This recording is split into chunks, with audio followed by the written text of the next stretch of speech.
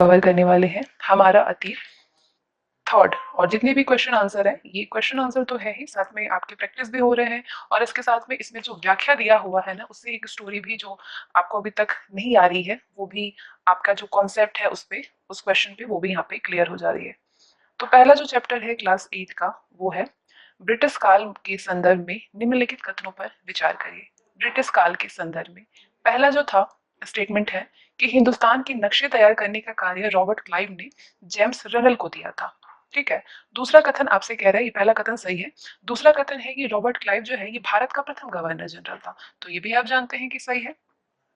भारत का प्रथम गवर्नर जो रॉबर्ट क्लाइव नहीं था, सॉरी ये गलत है। तीसरा आपसे कह रहा है कि भारत का अंतिम गवर्नर जनरल लॉर्ड माउंटबेटन था, हाँ ये सही है। पहला और तीसरा सही है, दूसरा वाला गलत है। क्यों गलत है? रॉबर्ट क्लाइव जेम्स रेनल को हिंदुस्तान के नक्शे तैयार करने का काम सौंपा था। भारत पर अंग्रेजों की विजय के समर्थक रेनल को वर्चस्व स्थापित करने की प्रक्रिया में नक्शे तैयार करना महत्वपूर्ण लगता था। ठीक है, तो ये आपका पहला वाला सही है। वॉरेन हेस्टिंग्स 1773 में गवर्नर जनरल बना था, जो कि भारत का पहला गवर्नर जनरल था। कौन? वॉरेन हेस्टिंग्स था, ना कि रॉबर्ट क्लाइव था। भारत का अंतिम गवर्नर जनरल लॉर्ड माउंटबेटन था।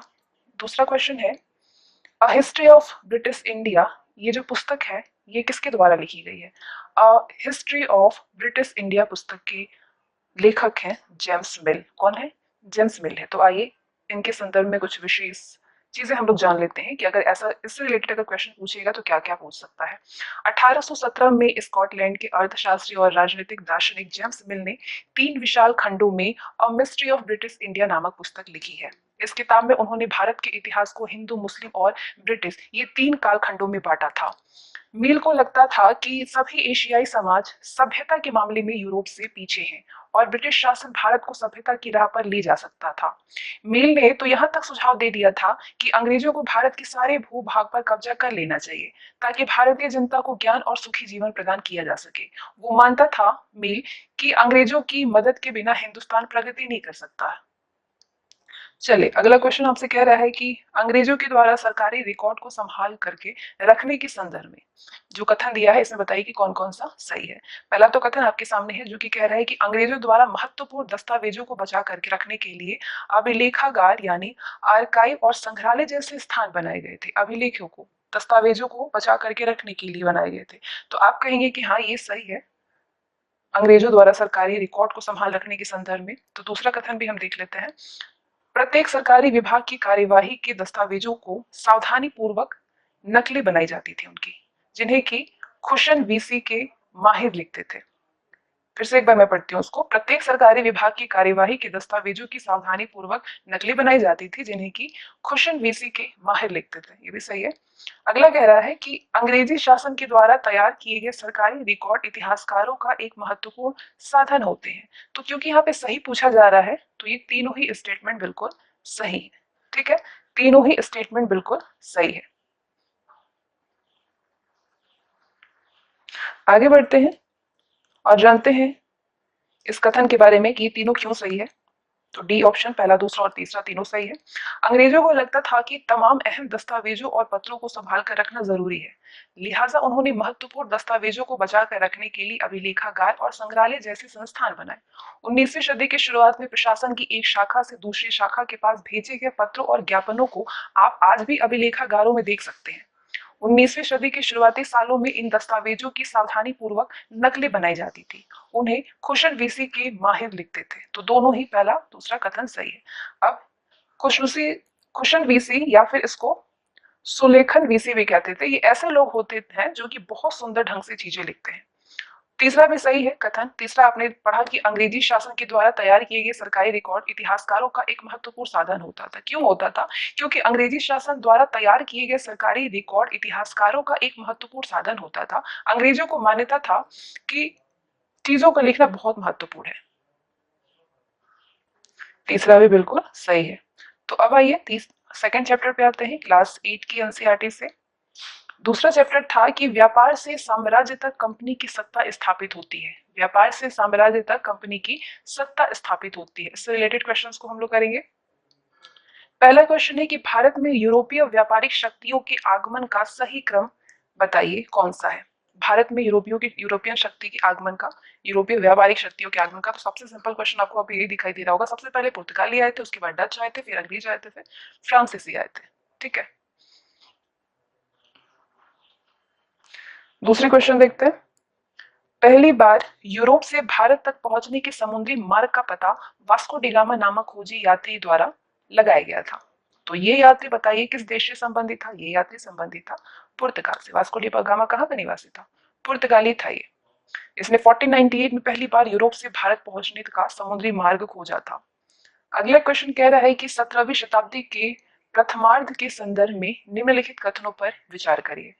17वीं शताब्दी के ईस्ट इंडिया कंपनी को पूरब से व्यापार करने का एकाधिकार प्राप्त था। भारत के बने बारीक सूती कपड़े और रेशम की यूरोप के बाजारों में बहुत अधिक मांग थी। इस समय तक पुर्तगाली भारत के पश्चिमी तट पर अपनी उपस्थिति दर्ज करा चुके थे। तो बताइए कि इनमें से कौन कौन सा सही है। तो आप कहेंगे कि ये दूसरा और तीसरा सही लग रहा है, पहला वाला गलत लग रहा है। तो बिल्कुल आप सही सोच रहे हैं, दूसरा और तीसरा सही है, पहला वाला गलत है। पहला वाला कह रहा था कि ईस्ट इंडिया कंपनी को पूरब से व्यापार करने का एकाधिकार प्राप्त था, तो ऐसा नहीं था। 1600 में ईस्ट इंडिया कंपनी ने इंग्लैंड की महारानी एलिजाबेथ प्रथम से चार्टर यानी कि इजाजत नामा हासिल किया था, जिसे कि कंपनी को पूरब से व्यापार करने का एकाधिकार मिल चुका था। तो ये वाला कथन सही है। ठीक है, ओह पहला भी सही है, सॉरी माय मिस्टेक, पहला भी सही है। तीनों ही सही है, पहला दूसरा और तीसरा तीनों ही सही है। और दूसरा भी सही है कि इसका अर्थ था कि भारत के बने जो बारीक सूती कपड़े और रेशम की यूरोप के बाजारों में बहुत अधिक मांग थी, क्योंकि इसका मतलब ये था कि इंग्लैंड की कोई भी और व्यापारी कंपनी इस इलाके में ईस्ट इंडिया कंपनी से होल्ड नहीं कर सकती थी। लेकिन ये शाही दस्तावेज दूसरे यूरोपीय ताकतों को पूरब के बाजारों में आने से नहीं रोक सकता था। इस कालखंड में यूरोप के बाजारों में भारत के बने बारीक सूती कपड़े और रेशम की जबरदस्त मांग थी। इसके अलावा काले मिर्च, लौंग, इलायची, दालचीनी की भी जबरदस्त मांग रही थी। पुर्तगाल अंग्रेजों से पहले भारत आए थे और इस समय तक उन्होंने भारत के पश्चिमी तट पर अपनी उपस्थिति दर्ज करा दी थी। वो गोवा में अपना ठिकाना बना चुके थे। चलिए नेक्स्ट क्वेश्चन की ओर बढ़ते हैं। अगला क्वेश्चन कह रहा है कि ईस्ट इंडिया कंपनी के संदर्भ में निम्नलिखित कथनों पर विचार करिए। अगर आपको लग रहा है कि मैं क्वेश्चन जल्दी जल्दी पढ़ रही हूँ तो आप प्लीज पॉज करके सारी चीजों को पढ़िए, लेकिन मेरे साथ ऐसा नहीं कि आप साथ पकड़ने के लिए आप सोचिए कि तेजी बढ़ जाए, नहीं, क्योंकि आपका सिर्फ इतना उद्देश्य होना चाहिए कि आप जो चीजें पढ़ रहे हैं क्वेश्चन आंसर, वो आपका तैयार कितने हद तक हो रहा है, आप उसको कितनी हद तक सॉल्व कर पा रहे हैं या उससे संबंधित कितनी चीजों को किस हद तक समझ पा रहे हैं। तो आप खुद के बारे में सोचिए। अगर आपको ऐसा लग रहा है इतनी अच्छी व्यवस्था है, पॉज करिए, फिर अपने से इसको समझिए, फिर सॉल्व करिए, फिर मेरी चीजों को जो मैं बता रही हूँ, जो मैं एक्सप्लेन कर रही हूँ, जो दिया हुआ एक्सप्रेशन जो मैं बता रही हूँ बोलकर, वो चीजें आप समझिए। ठीक है, जल्दीबाजी नहीं करनी है, फटाफट से ऐसा नहीं करना है, फटाफट नहीं बढ़ना है, आराम से चीजों को समझ समझ के करिए, क्योंकि एक बार अगर चीजें आपको समझ में आ जाएगी ना तो फिर आपसे गलती नहीं होगा। और ये सिर्फ आपका एक प्रैक्टिस सेशन है, ये बुक ही इनफैक्ट प्रैक्टिस के लिए ही बनाई गई है। अगर आप एनसीईआरटी पढ़ चुके हैं उसके बाद आराम से इसको सॉल्व कर सकते हैं। तो आपसे कह रहे हैं कि ईस्ट इंडिया कंपनी के संदर्भ में निम्नलिखित कथनों पर विचार करिए। कंपनी ने मुगल अफसरों को रिश्वत देकर के कालीकट गांव की जमींदारी खरीदी थी, जो कि बाद में कलकत्ता बना। दूसरा कह रहा है आपसे कि कंपनी ने मुगल बादशाह औरंगजेब से फरमान प्राप्त किया, जिसके अनुसार वो और कंपनी के अफसर जो निजी तौर पर व्यापार चलाते थे, दोनों बिना शुल्क चुकाए व्यापार कर सकते थे। तो ये ईस्ट इंडिया कंपनी के बारे में आप क्या कहेंगे कि ये, क्योंकि सही पूछा जा रहा है यहाँ पे, तो क्या दोनों ही सही है? तो आप अपने मन में अभी ये सोच रहे होंगे कि नहीं, दोनों तो सही नहीं है, सही तो केवल पहला ही लग रहा है ना? अगर लग रहा है तो आपको बिल्कुल सही लग रहा है। चलिए समझते हैं हम। 1696 तक कंपनी ने अपनी फैक्ट्री और आसपास बसी आबादी के चारों तरफ किला बनाना शुरू कर दिया था। ठीक है, 2 साल बाद उसने मुगल अफसरों को रिश्वत देकर के 3 गांवों की जमींदारी भी खरीद ली थी। रिश्वत देकर के 3 गांवों की, इनमें से एक गांव कालीकाता था जो कि बाद में कलकत्ता बना। तो पहला वाला स्टेटमेंट बिल्कुल सही है, दूसरा वाला सही नहीं है। कंपनी ने मुगल बादशाह औरंगजेब को इस बात के लिए तैयार कर लिया था कि वो कंपनी को बिना शुल्क चुकाए व्यापार करने का फरमान जारी कर दे। औरंगजेब इस फरमान से केवल कंपनी को ही शुल्क मुक्त व्यापार का अधिकार मिला था, कंपनी को ही। कंपनी के जो अफसर निजी तौर पर व्यापार चलाते थे उन्हें ये छूट नहीं थी, लेकिन उन्होंने भी शुल्क चुकाने से इनकार कर दिया, जिससे बंगाल में राजस्व वसूली बहुत कम हो गई। आगे बढ़ते हैं। निम्नलिखित में से कौन सा बंगाल के नवाबों का सही कालक्रम है? बंगाल के नवाबों का, पॉज करिए, आराम से याद करिए क्या स्टोरी रही थी इनकी। बंगाल के नवाब का सही कालक्रम है, पहले था मुर्शिद कुली खां, उसके बाद अली वर्दी खां, उसके बाद सिराजुद्दौला था। सही है ना? बिल्कुल। सबसे पहले मुर्शिद कुली खान नवाब बना था। मुर्शिद कुली खान के बाद अली वर्दी खान नवाब की गद्दी पर बैठा। उसके बाद 1756 में अली वर्दी खान की मृत्यु के बाद सिराजुद्दौला बंगाल का नवाब बना। आगे बढ़िए। ईस्ट इंडिया कंपनी और बंगाल के नवाबों के मध्य युद्ध के कारणों के संदर्भ में निम्नलिखित कथनों पर विचार करिए। बताइए कि ईस्ट इंडिया कंपनी और बंगाल के नवाब के बीच युद्ध के क्या कारण थे। अब ये दो स्टेटमेंट पढ़िए। पहला स्टेटमेंट कह रहा है कि नवाबों ने कंपनी से व्यापार के अधिकार के बदले में नजराने की मांग की थी। दूसरा आपसे स्टेटमेंट कह रहा है कि नवाबों ने कंपनी को सिक्के ढालने का अधिकार तो दिया था, परंतु कंपनी की किलेबंदी को रोक दिया। तो बताइए, आप कहेंगे कि केवल सही अगर पूछ रहा है तो केवल पहला सही है। केवल पहला सही है कि नवाबों ने कंपनी से व्यापार के अधिकार के बदले में नजराने की मांग की थी। बंगाल के नवाब शक्तिशाली शासक थे, उन्होंने कंपनी को रियायतें देने से मना कर दिया था और व्यापार का अधिकार देने के बदले कंपनी से नजराने मांगने लगे। उन्होंने कंपनी को सिक्के ढालने का अधिकार नहीं दिया और उसके किलेबंदी को बढ़ाने से रोक दिया। तो इसीलिए दूसरा वाला गलत है। कंपनी पर धोखाधड़ी का आरोप लगाते हुए उन्होंने दलील दी कि उसकी वजह से बंगाल सरकार की राजस्व वसूली कम होती जा रही है और नवाबों की ताकत कमजोर पड़ रही है।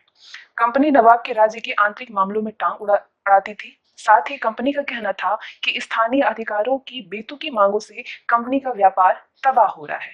ये टकराव दिनों दिन गंभीर होते रहे, तो इसलिए इन टकरावों की परिणति प्लासी के प्रसिद्ध युद्ध के रूप में हुई थी। ठीक है, समझ में आ गया होगा अच्छे से, सारी चीजें आपकी तैयार हो गई होगी, सारी चीजें आपको समझ में आ गई होगी दूसरा स्टेटमेंट गलत क्यों है। चलिए आगे बढ़ते हैं क्वेश्चन नंबर 7 पे। प्लासी के युद्ध के संदर्भ में बताइए। पहला आपसे कह रहा है कि इस युद्ध में रॉबर्ट क्लाइव ने कंपनी की सेना का नेतृत्व किया था। दूसरा कह रहा है कि सिराजुद्दौला के सेनापति मीर जाफर की टुकड़ियों ने इस युद्ध में हिस्सा नहीं लिया था। तीसरा आपसे कह रहा है कि इस युद्ध के बाद सिराजुद्दौला को मार दिया गया तथा मीर जाफर को नवाब बना दिया गया। तो बताइए कि इनमें से कौन कौन सा स्टेटमेंट प्लासी के युद्ध से के संदर्भ में बिल्कुल सही है। तो आप कहेंगे थोड़ा सोचकर कि ये तीनों सही है। ठीक है, तीनों सही है। क्यों सही है, चलिए आइए जानते हैं। प्लासी का युद्ध कब हुआ था? 1757 में हुआ था। इसमें बंगाल के नवाब सिराजुद्दौला के खिलाफ रॉबर्ट क्लाइव ने कंपनी की सेना का नेतृत्व किया था। इस युद्ध में किसकी हार हुई? सिराजुद्दौला की हार हुई। सिराजुद्दौला के सेनापतियों में से एक मीर जाफर की टुकड़ियों ने कंपनी का साथ देते हुए इस युद्ध में हिस्सा नहीं लिया, जो उसकी हार का बहुत बड़ा कारण था। प्लासी की जंग के बाद सिराजुद्दौला को मार दिया गया और मीर जाफर को नवाब बना दिया गया। चलिए आगे बढ़ते हैं। बक्सर युद्ध के बारे में बताइए, क्या क्या ये तीनों कथन सही है? इस ये जो युद्ध थी, ये कंपनी और मीर जाफर के बीच लड़ा गया। इस युद्ध में कंपनी की जीत के बाद मीर कासिम को नवाब बनाया गया। इस युद्ध के बाद अब नवाब को हर महीने 5 लाख रुपए कंपनी को चुकाना तय है। तो बताइए कि इनमें से बक्सर के युद्ध के बारे में तीनों में से कौन कौन सा सही है। तो आप कहेंगे कि केवल तीसरा वाला सही है, बाकी दोनों गलत है। बक्सर का युद्ध कब हुआ था? 1764 में हुआ था। किसके किसके बीच? मीर कासिम और कंपनी के बीच हुआ था। ठीक है, कंपनी और मीर जाफर के बीच नहीं हुआ था, मीर कासिम और कंपनी के बीच हुआ था। कंपनी की जीत के बाद मीर जाफर को दोबारा नवाब बनाया गया। कंपनी की जीत के बाद मीर जाफर को दोबारा नवाब बनाया गया, ना कि मीर कासिम को नवाब बनाया गया। इस युद्ध के बाद नवाब को हर महीने 5 लाख रुपए कंपनी को चुकाना तय कर दिया गया था। तो इसलिए तीसरा वाला सही है। आगे बढ़िए। ईस्ट इंडिया कंपनी को बंगाल की दीवानी प्राप्त होने के संदर्भ में निम्नलिखित कथनों पर विचार करिए। पहला कथन आपसे कह रहा है कि बक्सर के युद्ध के बाद बंगाल के नवाब ने कंपनी को बंगाल का दीवान नियुक्त कर दिया।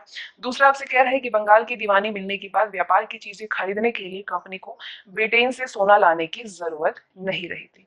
तो आप बताइए कि इनमें से कौन कौन सा कथन सत्य है। आप कहेंगे केवल दूसरा सत्य है, पहला असत्य है। ठीक है, और क्यों है चलिए जानते हैं उसके बारे में। 12 अगस्त 1765 को मुगल सम्राट ने कंपनी को बंगाल का दीवान नियुक्त किया था, ना कि बंगाल के नवाब। दीवानी मिलने के कारण कंपनी को बंगाल के विशाल राजस्व संसाधनों पर नियंत्रण मिल गया था। उस समय तक कंपनी को भारत में ज्यादातर चीजें ब्रिटेन से लाए गए सोने और चांदी के बदले खरीदने पड़ती थी, क्योंकि उस समय ब्रिटेन के पास में भारत में बेचने के लिए कोई भी चीज नहीं थी। प्लासी की जंग के बाद ब्रिटेन से सोने की निकासी कम होने लगी थी और बंगाल की दीवानी मिलने के बाद तो ब्रिटेन से सोना लाने की जरूरत ही नहीं रही। तो इसलिए दूसरा वाला सही है। अब भारत से होने वाली आमदनी से ही कंपनी अपने खर्चे चला सकती थी। आइए आगे बढ़ते हैं।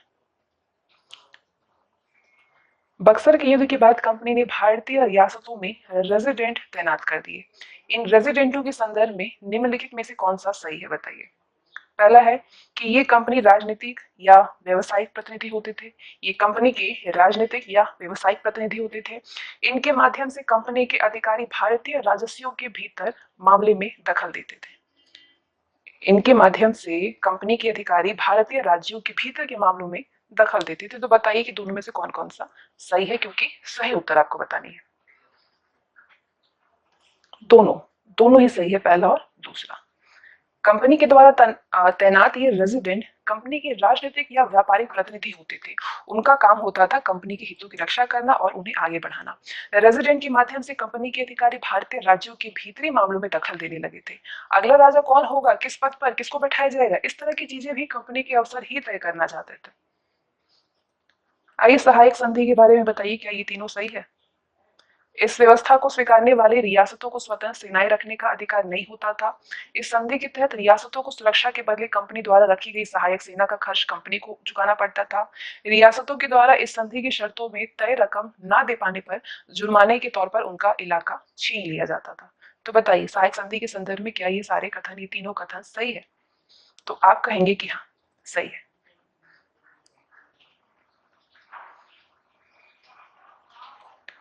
कंपनी के द्वारा भारतीय राज्यों पर कब्जे की प्रक्रिया, इस प्रक्रिया में सहायक संधि का प्रयोग किया गया, जिसके तहत इसे स्वीकार करने वाली रियासतें अपनी स्वतंत्र सेना नहीं रख सकती थी। उन्हें कंपनी की तरफ से सुरक्षा मिलती थी और सहायक सेना के रख रखाव के लिए वे कंपनी को पैसा देती थी। अगर भारतीय शासक ये रकम अदा करने में चूक जाते थे तो जुर्माने के तौर पर उनका इलाका कंपनी अपने कब्जे में ले लेती थी।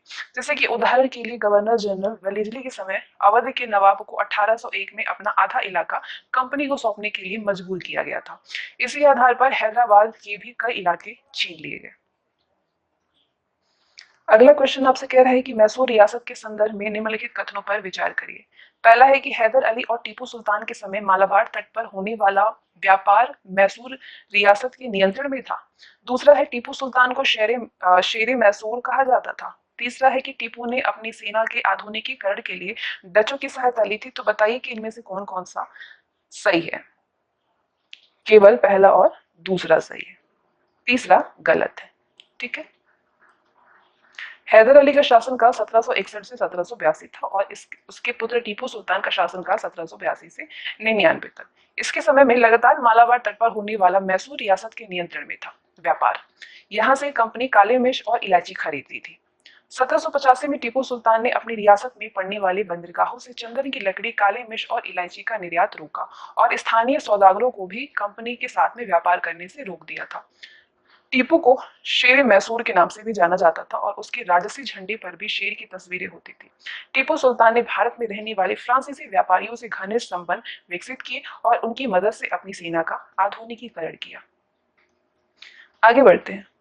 आंग्ल मैसूर युद्धों के संदर्भ में बताइए कि कौन कौन सा कथन सही है। पहला है मैसूर तथा अंग्रेजों के बीच 4 युद्ध हुए। दूसरा है तीसरे आंग्ल मैसूर युद्ध में हुई संधि के अनुसार टीपू के 2 बेटों को अंग्रेजों ने बंधक के रूप में अपने पास रख लिया था। चौथा है कि चौथे आंग्ल मैसूर युद्ध के समय मैसूर का राज्यकाज पुराने वोडियार राजवंश के हाथों में सौंप दिया गया था। तो बताइए कि ये तीनों सही है या फिर नहीं, क्योंकि आपको बतानी है कि इसमें से सही उत्तर कौन सा है। तो आप कहेंगे कि पहला, दूसरा और तीसरा तीनों ही सही है। क्यों सही है, आइए समझते हैं इसको। मैसूर के साथ में अंग्रेजों के 4 युद्ध हुए थे। प्रथम आंग्ल मैसूर युद्ध, द्वितीय आंग्ल मैसूर युद्ध, तृतीय और चतुर्थ। प्रथम हुआ था 1767 में, दूसरा 1780 में, तीसरा 1790 में और चौथा 99 में। 1792 में मराठों, हैदराबाद के निजाम और कंपनी की संयुक्त फौजों के हमले के बाद टीपू सुल्तान को अंग्रेजों से संधि करनी पड़ी थी। इस संधि के तहत उसके 2 बेटों को अंग्रेजों ने बंधक के रूप में अपने पास रख लिया था। चौथे यानी श्रीरंगपट्टनम की जो आखिरी युद्ध में कंपनी को सफलता मिली और टीपू अपनी राजधानी की रक्षा करते हुए मारा गया। चौथा जो युद्ध हुआ था वो श्रीरंगपट्टनम था। इसके आखिरी युद्ध में कंपनी को सफलता मिली थी और टीपू जो था वो अपनी राजधानी की रक्षा करते हुए मारा गया। इसके बाद मैसूर का राज्यकाज पुराने वोडियार राजवंश के हाथों में सौंप दिया गया था और इसके साथ ही मैसूर पर भी सहायक संधि थोप दी गई थी। अगला क्वेश्चन समझिए क्या कह रहा है आपसे। मराठों के संदर्भ में पूछा जा रहा है कि क्या ये तीनों कथन, चारों कथन सही है। मराठों का दिल्ली पर शासन का सपना पानीपत की तीसरी लड़ाई में टूटा था। मराठा सरदार एक पेशवा के अंतर्गत एक कन्फेडरेंसी के सदस्य थे यानी राजमंडल के। दूसरा आंग्ल मराठा युद्ध सालबाई की संधि के साथ समाप्त हुआ था। तीसरे आंग्ल मराठा युद्ध के बाद पेशवा को कानपुर के पास बिठूर में पेंशन पर भेज दिया गया था। तो बताइए कि कौन सा सही है इसमें से, इन चारों में से कौन सा सही है, पहला दूसरा तीसरा चौथा में। तो आप कहेंगे कि पहला दूसरा और चौथा सही है, लेकिन तीसरा गलत है कि दूसरा आंग्ल मराठा युद्ध साराभाई की संधि के साथ में समाप्त हुआ था। 1761 में पानीपत की तीसरी लड़ाई अहमद शाह अब्दाली और मराठों के बीच में हुई थी। तो इसमें हार के बाद मराठों के बीच में हार के बाद दिल्ली से देश का शासन चलाने का मराठों का सपना चूर चूर हो गया था। पहला सही था। दूसरा क्या था कि युद्ध के बाद मराठा क्षेत्रों को कई राज्यों में बांट दिया गया। उन राज्यों की बागडोर सिंधिया, होलकर, गायकवाड़ और भोसले जैसे राजवंशों के हाथों में चली गई थी। ये सारे सरदार एक पेशवा के अंतर्गत एक कन्फेडरेंसी के सदस्य होते थे। पेशवा इस राजमंडल का सैनिक और प्रशासकीय प्रमुख होता था और पुणे में रहता था। तो दूसरा भी सही है। तीसरा, प्रथम आंग्ल मराठा युद्ध 1782, चौथा नहीं, चौथा कह रहा था आपसे। तीसरा आंग्ल मराठा युद्ध कह रहा था आपसे कि ये सालाबाई की संधि से समाप्त हुई थी। दूसरा वाला, सॉरी, दूसरा वाला कह रहा था। और लेकिन सही बात यह है कि प्रथम आंग्ल मराठा युद्ध में 1782 में सालबाई की संधि के साथ में ये खत्म हुआ था, जिसमें कि कोई भी पक्ष नहीं जीत पाया था। दूसरे आंग्ल मराठा युद्ध 1803 से 5 चला था, 5 तक, और इसके परिणाम स्वरूप 1803 में देवगांव की संधि हुई थी और उड़ीसा और यमुना के उत्तर में स्थित आगरा व दिल्ली सहित कई भूभाग अंग्रेजों के कब्जे में आ गए थे। 1817 से 19 के तीसरे आंग्ल मराठा युद्ध में मराठों की ताकत को पूरी तरह से कुचल दिया गया और पेशवा को पुणे से हटा करके कानपुर के पास बिठूर में पेंशन के लिए भेज दिया गया था। ठीक है, नेक्स्ट क्वेश्चन है कथन कंपनी ने एक जो है लंबी लड़ाई के बाद अफगानिस्तान पर अपना अप्रत्यक्ष नियंत्रण स्थापित किया था। किसने? कंपनी ने। कारण क्या दे रहा है कि कंपनी को भय था कि रूस उत्तर पश्चिमी हिस्से से भारत को अपने प्रभाव में ले सकता है। तो बताइए कि क्या कारण जो है वो कथन का सही स्पष्टीकरण है या फिर कारण सही भी है या फिर नहीं है। तो आप कहेंगे कि हाँ, कथन और कारण दोनों सही और कारण कथन का बहुत ही सही स्पष्टीकरण कर रहा है। ठीक है, कंपनी को भय था कि कहीं रूस का प्रभाव पूरे एशिया में फैल करके उत्तर पश्चिम से भारत को भी अपनी चपेट में न ले ले। इसी डर के चलते अंग्रेज उत्तर पश्चिमी भारत पर भी अपना नियंत्रण स्थापित करना चाहते थे। उन्होंने 1838 से 1842 के बीच अफगानिस्तान के साथ में एक लंबी लड़ाई लड़ी और वहां पे अप्रत्यक्ष कंपनी शासन स्थापित कर लिया। 1843 में सिंध भी अंग्रेजों के कब्जे में आ गया। 1839 में रणजीत सिंह की मृत्यु के बाद पंजाब से अंग्रेजों की 2 लंबी लड़ाइयां हुई और आखिरकार 1849 में अंग्रेजों ने पंजाब का भी अधिग्रहण कर लिया। नेक्स्ट, लॉर्ड डलहौजी की विलय नीति के संदर्भ में बताइए कि कौन कौन सा कथन सही है। इस नीति के अंतर्गत किसी भी शासक जिसका कोई पुरुष वारिस नहीं है, उसकी मृत्यु होने पर उसकी रियासत कंपनी के भूभाग का हिस्सा बन जाती थी। दूसरा है कि इस सिद्धांत के आधार पर, विलय नीति के आधार पर सबसे पहले अवध का विलय किया गया था। तो बताइए कि कौन कौन सा सही है। तो आप कहेंगे कि सिर्फ पहला सही है, सिर्फ अवध का ही विलय नहीं किया गया था। ब्रिटिश काल में अधिग्रहण की आखिरी बड़ी लहर 1848 से 1856 के बीच में गवर्नर जनरल बने लॉर्ड डलहौजी के शासनकाल में चली थी। डलहौजी ने नई नीति अपनाई थी जिसे कि विलय नीति का नाम दिया गया था। इस नीति के अनुसार यदि किसी शासक की मृत्यु हो जाती है और उसका कोई भी पुरुष वारिस नहीं है तो उसका रियासत हड़प लिया जाता था, यानी कि वो कंपनी के भूभाग का हिस्सा बन जाती थी। इस सिद्धांत के आधार पर सबसे पहले सतारा 1848 में सतारा का विलय हुआ। इसके बाद संबलपुर का 1850 में, वर्तमान में छत्तीसगढ़ का उदयपुर 1892 में हुआ था, 52 में, 1852 में झांसी और नागपुर का विलय हुआ। तो इसलिए दूसरा वाला गलत है। दूसरा वाला कथन कह रहा था कि सिर्फ अवध का ही विलय हुआ था। 1856 में कंपनी ने अवध को अपने नियंत्रण में ले लिया था और तर्क दिया गया कि अवध की जनता को नवाब के कुशासन से आजाद कराने के लिए कर्तव्य से बंधे हुए हैं, इसीलिए वे अवध पर कब्जा करने को मजबूर हैं। चलिए नेक्स्ट क्वेश्चन की ओर बढ़ते हैं। गवर्नर जनरल वॉरेन हेस्टिंग्स के काल में हुए प्रशासनिक सुधारों के संदर्भ में निम्नलिखित कथनों पर विचार करिए। पहला है, वॉरेन हेस्टिंग्स ने प्रत्येक जिले में एक फौजदारी तथा एक दीवानी अदालतों की स्थापना की। दूसरा है, 1773 के रेगुलेटिंग एक्ट के तहत एक सर्वोच्च न्यायालय के साथ कलकत्ता में अपीलीय अदालत, सदर निजामत अदालत की स्थापना की गई। तो बताइए कि कौन कौन सा सही है। तो आप कहेंगे कि दोनों ही सही है, पहला और दूसरा दोनों सही है।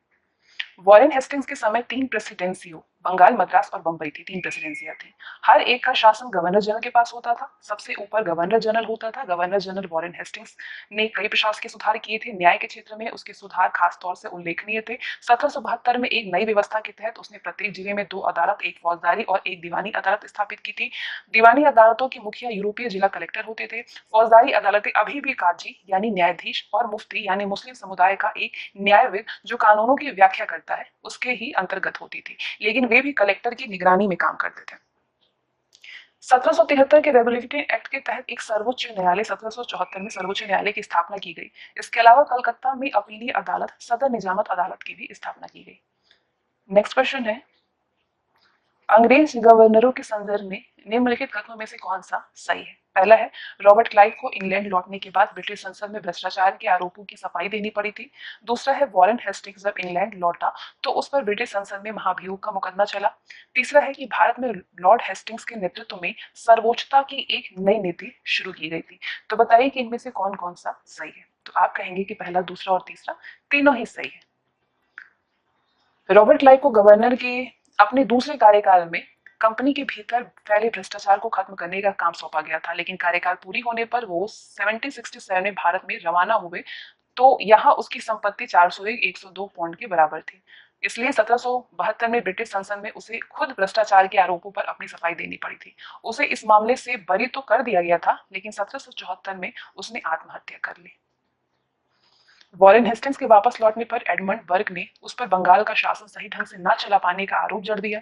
इस आरोप के चलते हेस्टिंग्स पर ब्रिटिश संसद में महाभियोग का मुकदमा चलाया गया, जो कि 7 साल तक चला था। 19वीं सदी की शुरुआत में कंपनी क्षेत्रीय विस्तार की आक्रामक नीति पर चल रही थी। लॉर्ड हेस्टिंग्स 1813 से 1823 तक गवर्नर जनरल थे। इसके नेतृत्व में सर्वोच्चता की एक नई नीति शुरू की गई थी। कंपनी का दावा था कि उसकी सत्ता सर्वोच्च है, इसलिए वो भारतीय राज्यों से ऊपर है।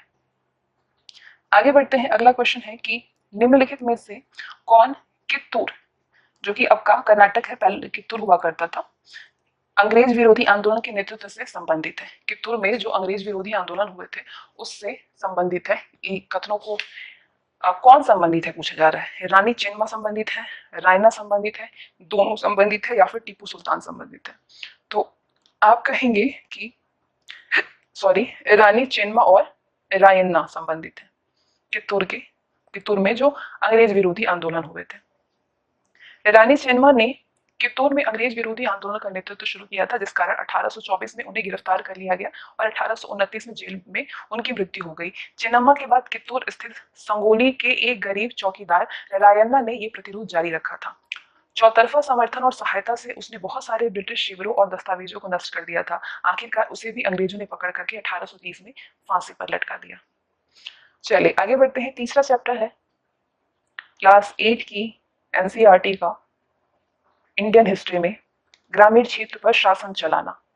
ग्रामीण क्षेत्र पर शासन चलाना पहला क्वेश्चन है इस चैप्टर से कि 18वीं सदी के द्वितीयार्ध में बंगाल के संदर्भ में निम्नलिखित कथनों पर विचार करिए। पहला कथन है, इस कालखंड में बंगाल में भीषण अकाल पड़ा जिसमें लगभग 1/3 आबादी समाप्त हो गई।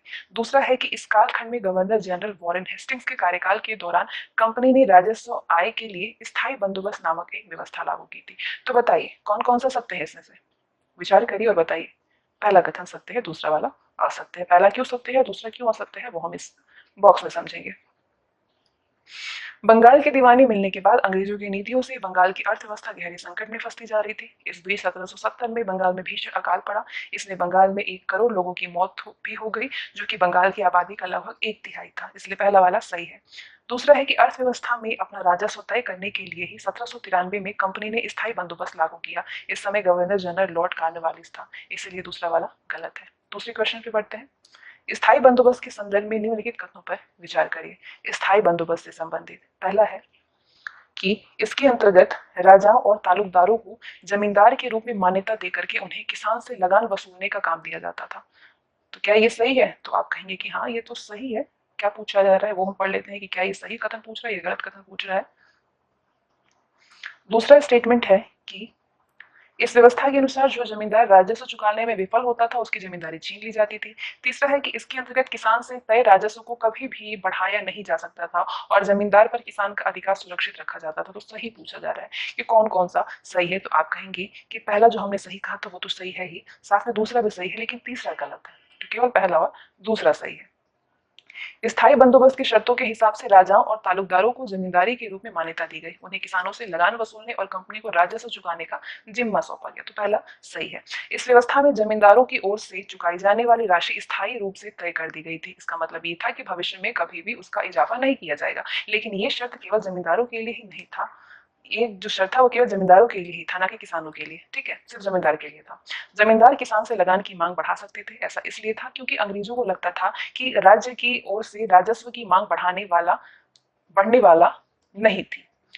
अंग्रेजों को लगता था कि राज्य की ओर से राजस्व की मांग बढ़ने वाली नहीं थी, इसलिए जमींदार बढ़ते उत्पादन से फायदे में रहेंगे और जमींदार जमीन सुधार पर ध्यान देंगे। लेकिन जमींदारों ने ऐसा नहीं किया। किसान को जो लगान चुकाना था वो बहुत ज्यादा था और जमीन पर उसका अधिकार भी सुरक्षित नहीं था। ऐसे में किसान कर्ज में फंस जाता था और उत्पादन घटने से लगान भी नहीं चुका पाता था। तो इसलिए तीसरा वाला गलत है। जो जमींदार राजस्व चुकाने में विफल हो जाता था उसकी जमींदारी छीन ली जाती थी। दूसरा कथन बिल्कुल सही था। चलिए आगे बढ़ते हैं। आगे है कि महालबाड़ी बंदोबस्त के संदर्भ में बताइए कि कौन सा इसमें से सही नहीं है। तो इसके लिए पहले आप पूरे कथन को अच्छे से पढ़ लीजिए, समझ लीजिए। ये व्यवस्था लॉर्ड हेस्टिंग्स ने तैयार किया था। इसमें राजस्व के लिए निर्धारित इकाई महाल थी, जिसका अर्थ गांवों या गांवों का समूह था।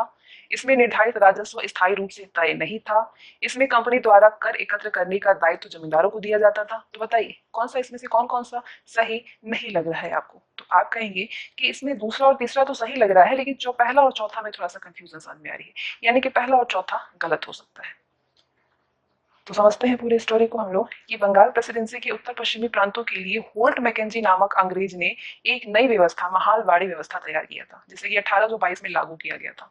कब लागू किया गया था? 1822 में लागू किया गया था। ये व्यवस्था लॉर्ड हेस्टिंग्स ने तैयार नहीं किया था, ठीक है, मैकेंजी ने तैयार किया था, इसलिए पहला वाला कथन गलत है। इसमें महाल को राजस्व की इकाई तय किया गया था, जिसका अर्थ था कि गांव या गांवों का समूह। तो इसलिए दूसरा वाला गलत था। तो मतलब वो सही है, लेकिन क्वेश्चन पूछा है कि कौन सा गलत है, तो गलत ही केवल बताया गया है पहला और चौथा। इसमें गांव के एक एक खेत के अनुमानित राजस्व को जोड़ करके हर गांव या ग्राम यानी महाल से वसूल होने वाले राजस्व का हिसाब लगाया जाता था। इसमें राजस्व को स्थायी रूप से तय नहीं किया गया, बल्कि उसमें समय समय पर संशोधनों की गुंजाइश हुई करती थी। इसलिए दूसरा और तीसरा सही है।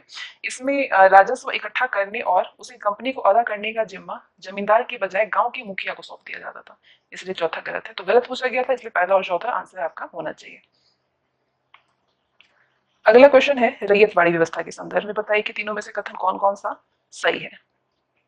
पहला है कि इसे मुख्य रूप से दक्षिण भारतीय क्षेत्रों में लागू किया गया था। दूसरा है दक्षिण में परंपरागत जमींदारों के अभाव के कारण सीधे किसानों से ही बंदोबस्त करना तय किया गया। और तीसरा है कि इस व्यवस्था को टॉमस मुनरो ने विकसित किया था। तो बताइए इनमें से कौन कौन सा सही है। तो आप कहेंगे कि इसमें से तीनों ही सही है। रैयतवाड़ी व्यवस्था मुख्य रूप से दक्षिण भारतीय क्षेत्रों में लागू की गई थी, जिसमें कि अलेक्जेंडर रीड ने टीपू सुल्तान के साथ चले युद्धों के बाद कंपनियों के द्वारा कब्जे में लिए गए कुछ इलाकों में इस व्यवस्था को आजमा कर भी देख लिया था। टॉमस मुनरो ने इस व्यवस्था को विकसित किया था। किसने? मुनरो ने किया था। इसे मुनरो व्यवस्था भी कहा जाता है, इस व्यवस्था को, रैयतवाड़ी को। धीरे धीरे पूरे दक्षिण भारत में यही व्यवस्था लागू कर दी गई। रीड और मुनरो को लगता था कि दक्षिण में परंपरागत जमींदार नहीं थे, इसलिए उनका तर्क ये था कि सीधे किसानों से ही बंदोबस्त करना चाहिए, जो कि पीढ़ियों से जमीन पर खेती करते आ रहे हैं। आगे बढ़ते हैं। क्वेश्चन नंबर 5 है कि ब्रिटिश भारत में नील की खेती के संदर्भ में बताइए कि कौन कौन सा कथन सही है। पहला है कि अंग्रेजों के द्वारा अपने लाभ के लिए पैदा कराई जाने वाली मुख्य फसलों में से एक थी, जिसकी यूरोप में बहुत मांग थी। दूसरा कि नील की खेती के दो मुख्य तरीके थे, निज और रैयती। तीसरा है कि नील की कटाई के बाद उन खेतों में धान की खेती नहीं की जा सकती थी। तो बताइए कि इसमें से कौन कौन सा सही है। तो आप कहेंगे कि सही पूछ रहा है तो तीनों ही सही है। तीनों ही सही है। क्यों सही है? अंग्रेज भारत में अपनी जरूरत के हिसाब से विभिन्न क्षेत्रों में विभिन्न फसलों की खेती करा रहे थे, जिसमें कि नील और अफीम भी शामिल है। नील एक उष्णकटिबंधीय क्षेत्रों में उगने वाली फसल है। नील एक उष्णकटिबंधीय क्षेत्रों में उगने वाली फसल है। और अन्य फसलें हैं बंगाल में पटसन, असम में चाय, संयुक्त प्रांत में गन्ना, पंजाब में गेहूं, महाराष्ट्र व पंजाब में कपास और मद्रास में चावल। यूरोप के वोड नामक पौधे की तुलना में नील का पौधा बेहतर रंग देता था, जिस कारण भारतीय नील की यूरोप में बहुत मांग थी। भारत के आंध्र प्रदेश के बुनकरों द्वारा बनाए गए कलमकारी छापे से लेकर ब्रिटेन के कलाकारों के द्वारा बनाए जाने वाले विभिन्न फूल वाले छापों में नील का प्रयोग होता था। ठीक है। नील की खेती के दो मुख्य तरीके थे, नीज और रैयती। ठीक है। नीज खेती व्यवस्था में बगान मालिक या तो खुद अपनी जमीन में या फिर जमीन खरीद कर या भाड़े पर लेकर के मजदूरों द्वारा खेती कराते थे। रैयती व्यवस्था के तहत बगान मालिक गांव के मुखियाओं या फिर रैयतों के साथ एक अनुबंध करते थे। जो अनुबंध पर दस्तखत करता था उसे नील उगाने के लिए कम ब्याज पर कर्जा मिलता था। कर्ज लेने वाले को कम से कम 25% जमीन पर नील उगाना होता था। बगान मालिक बीज और उपकरण देते थे, जबकि बुआई और देखभाल काश्तकार करता था।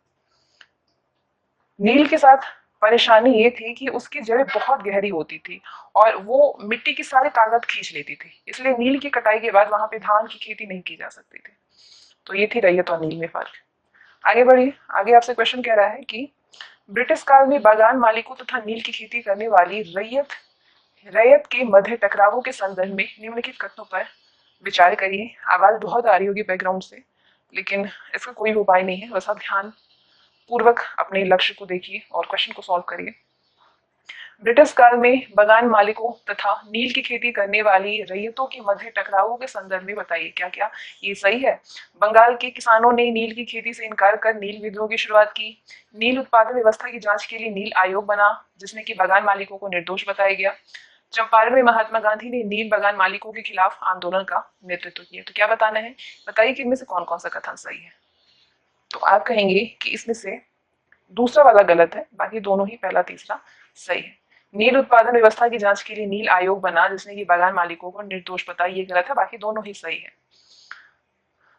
1859 में नील रैयतों को लगा कि बगान मालिकों के खिलाफ बगावत में उन्हें स्थानीय जमींदारों और मुखिया का भी समर्थन मिल सकता है, तो इसीलिए मार्च 1859 में बागान के हजारों रैयतों ने नील की खेती से इनकार करके नील विद्रोह शुरू कर दिया, तो इसीलिए पहला वाला सही है। विद्रोह के व्यापक होने पर नील उत्पादन व्यवस्था की जांच के लिए गए एक नील आयोग बना, जिसने कि बगान मालिकों को दोषी पाया, जोर जबरदस्ती के लिए उनकी आलोचना की। आयोग ने कहा कि नील की खेती रैयत के लिए फायदेमंद का सौदा नहीं है। आयोग ने रैयतों से कहा कि वे मौजूदा अनुबंधों को पूरा करें, लेकिन आगे वे चाहते चाहते या फिर चाहे तो नील की खेती बंद कर सकते हैं। तो ये दूसरा कथन इसलिए गलत है।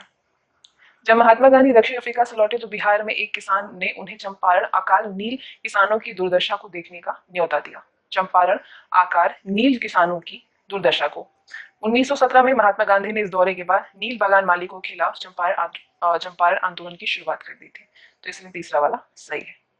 आगे बढ़ते हैं। चौथा चैप्टर है आदिवासी, दीको और एक स्वर्ण युग की कल्पना।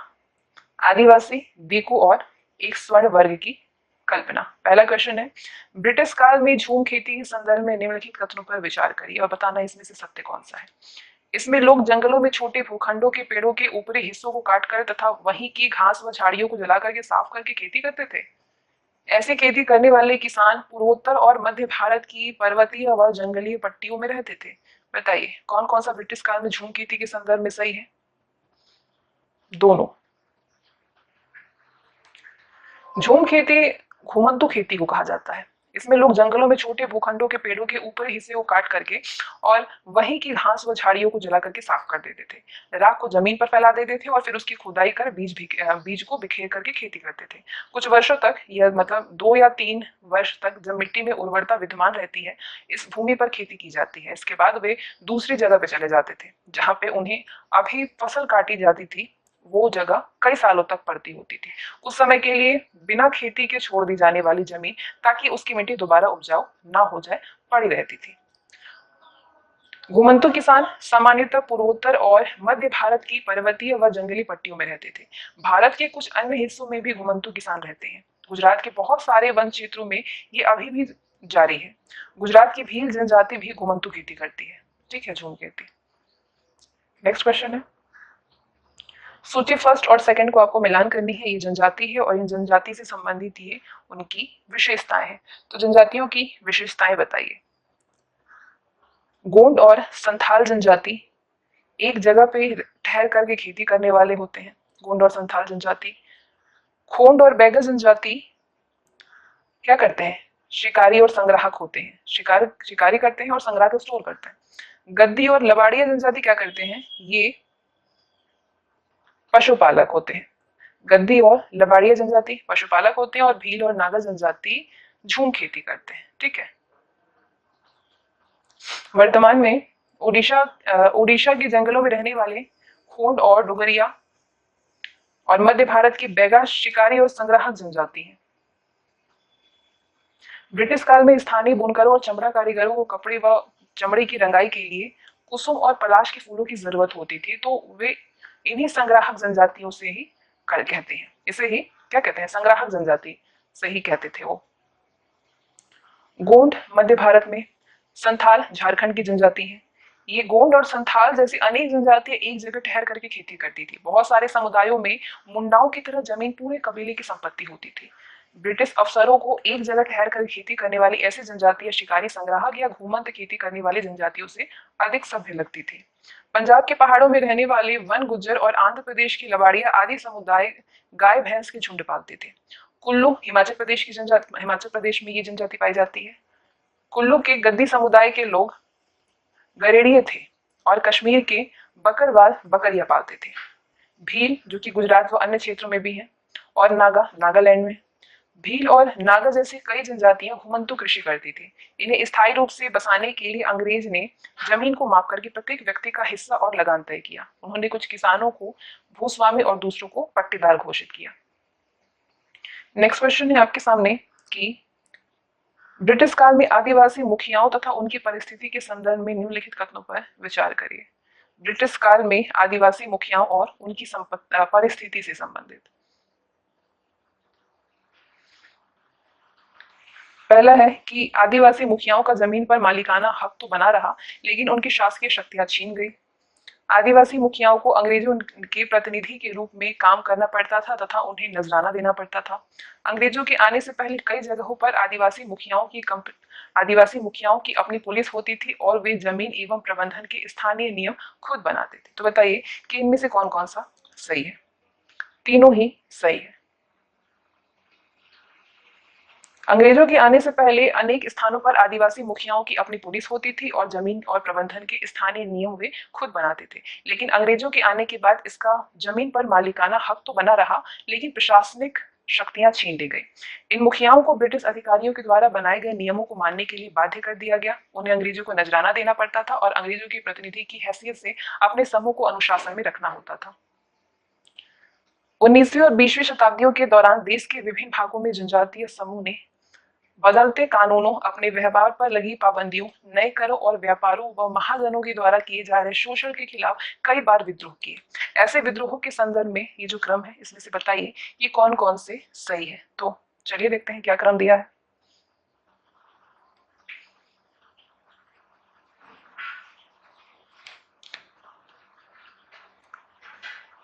कौन कौन सा विद्रोह सबसे पहले हुआ। सबसे पहले कोल विद्रोह, उसके बाद संथाल विद्रोह हुआ, फिर बस्तर विद्रोह हुआ, फिर वर्ली विद्रोह हुआ था। कोल, संथाल, बस्तर, वर्ली। 1831-32 में कोल विद्रोह कोल आदिवासियों ने किया और 1885 में संथालों ने विद्रोह किया था। मध्य भारत में बस्तर विद्रोह 1910 में हुआ और 1940 में महाराष्ट्र में वर्ली विद्रोह हुआ। इसी प्रकार 1906 में भी सोंग्रम संगमा द्वारा असम में और 1930 के दशक में मध्य प्रांत में वन सत्याग्रह हुआ था। बिरसा मुंडा के आंदोलन के संदर्भ में बताइए ये कथन जो दिया गया है, इसमें से सही कौन सा है। बिरसा ने अपने समर्थकों को दीकुओं के उत्पीड़न से आजाद करने के लिए आंदोलन किया था। बिरसा का आंदोलन आदिवासी समाज को सुधारने का आंदोलन था। इसी क्रम में उसने ईसाई मिशनरियों और हिंदू जमींदारों दोनों का विरोध किया। अंग्रेजों को बिरसा आंदोलन के राजनीतिक उद्देश्यों से कोई भी परेशानी नहीं थी। सफेद झंडा बिरसा का राज प्रतीक था। बताइए कौन कौन सा सही है। तो आप कहेंगे कि पहला, दूसरा और चौथा सही है। तीसरा गलत है कि अंग्रेजों को बिरसा आंदोलन के राजनीतिक उद्देश्यों से कोई भी परेशानी नहीं थी। बिरसा का जन्म मुंडा परिवार में हुआ था। मुंडा एक जनजातीय समूह है जो कि छोटा नागपुर में रहता है। बिरसा के समर्थकों में क्षेत्र के दूसरे आदिवासी संथाल और उरांव भी शामिल थे। बिरसा ने अपने समर्थकों को दीको यानी बाहरी लोगों के उत्पीड़न से आजाद करने के लिए आंदोलन किया। तो पहला वाला सही है स्टेटमेंट। दूसरा स्टेटमेंट था कि बिरसा का आंदोलन आदिवासी समाज को सुधारने का आंदोलन था। उसने मुंडाओं से आह्वान किया कि शराब पीना छोड़ दें, गांवों को साफ रखें और डायन व जादू टोना में विश्वास ना करें। बिरसा ने ईसाई मिशनरियों और हिंदू जमींदारों का भी लगातार विरोध किया। वो उन्हें बाहर का मानता था, जो कि मुंडा जीवन शैली नष्ट कर रहे थे। तो दूसरा भी सही है।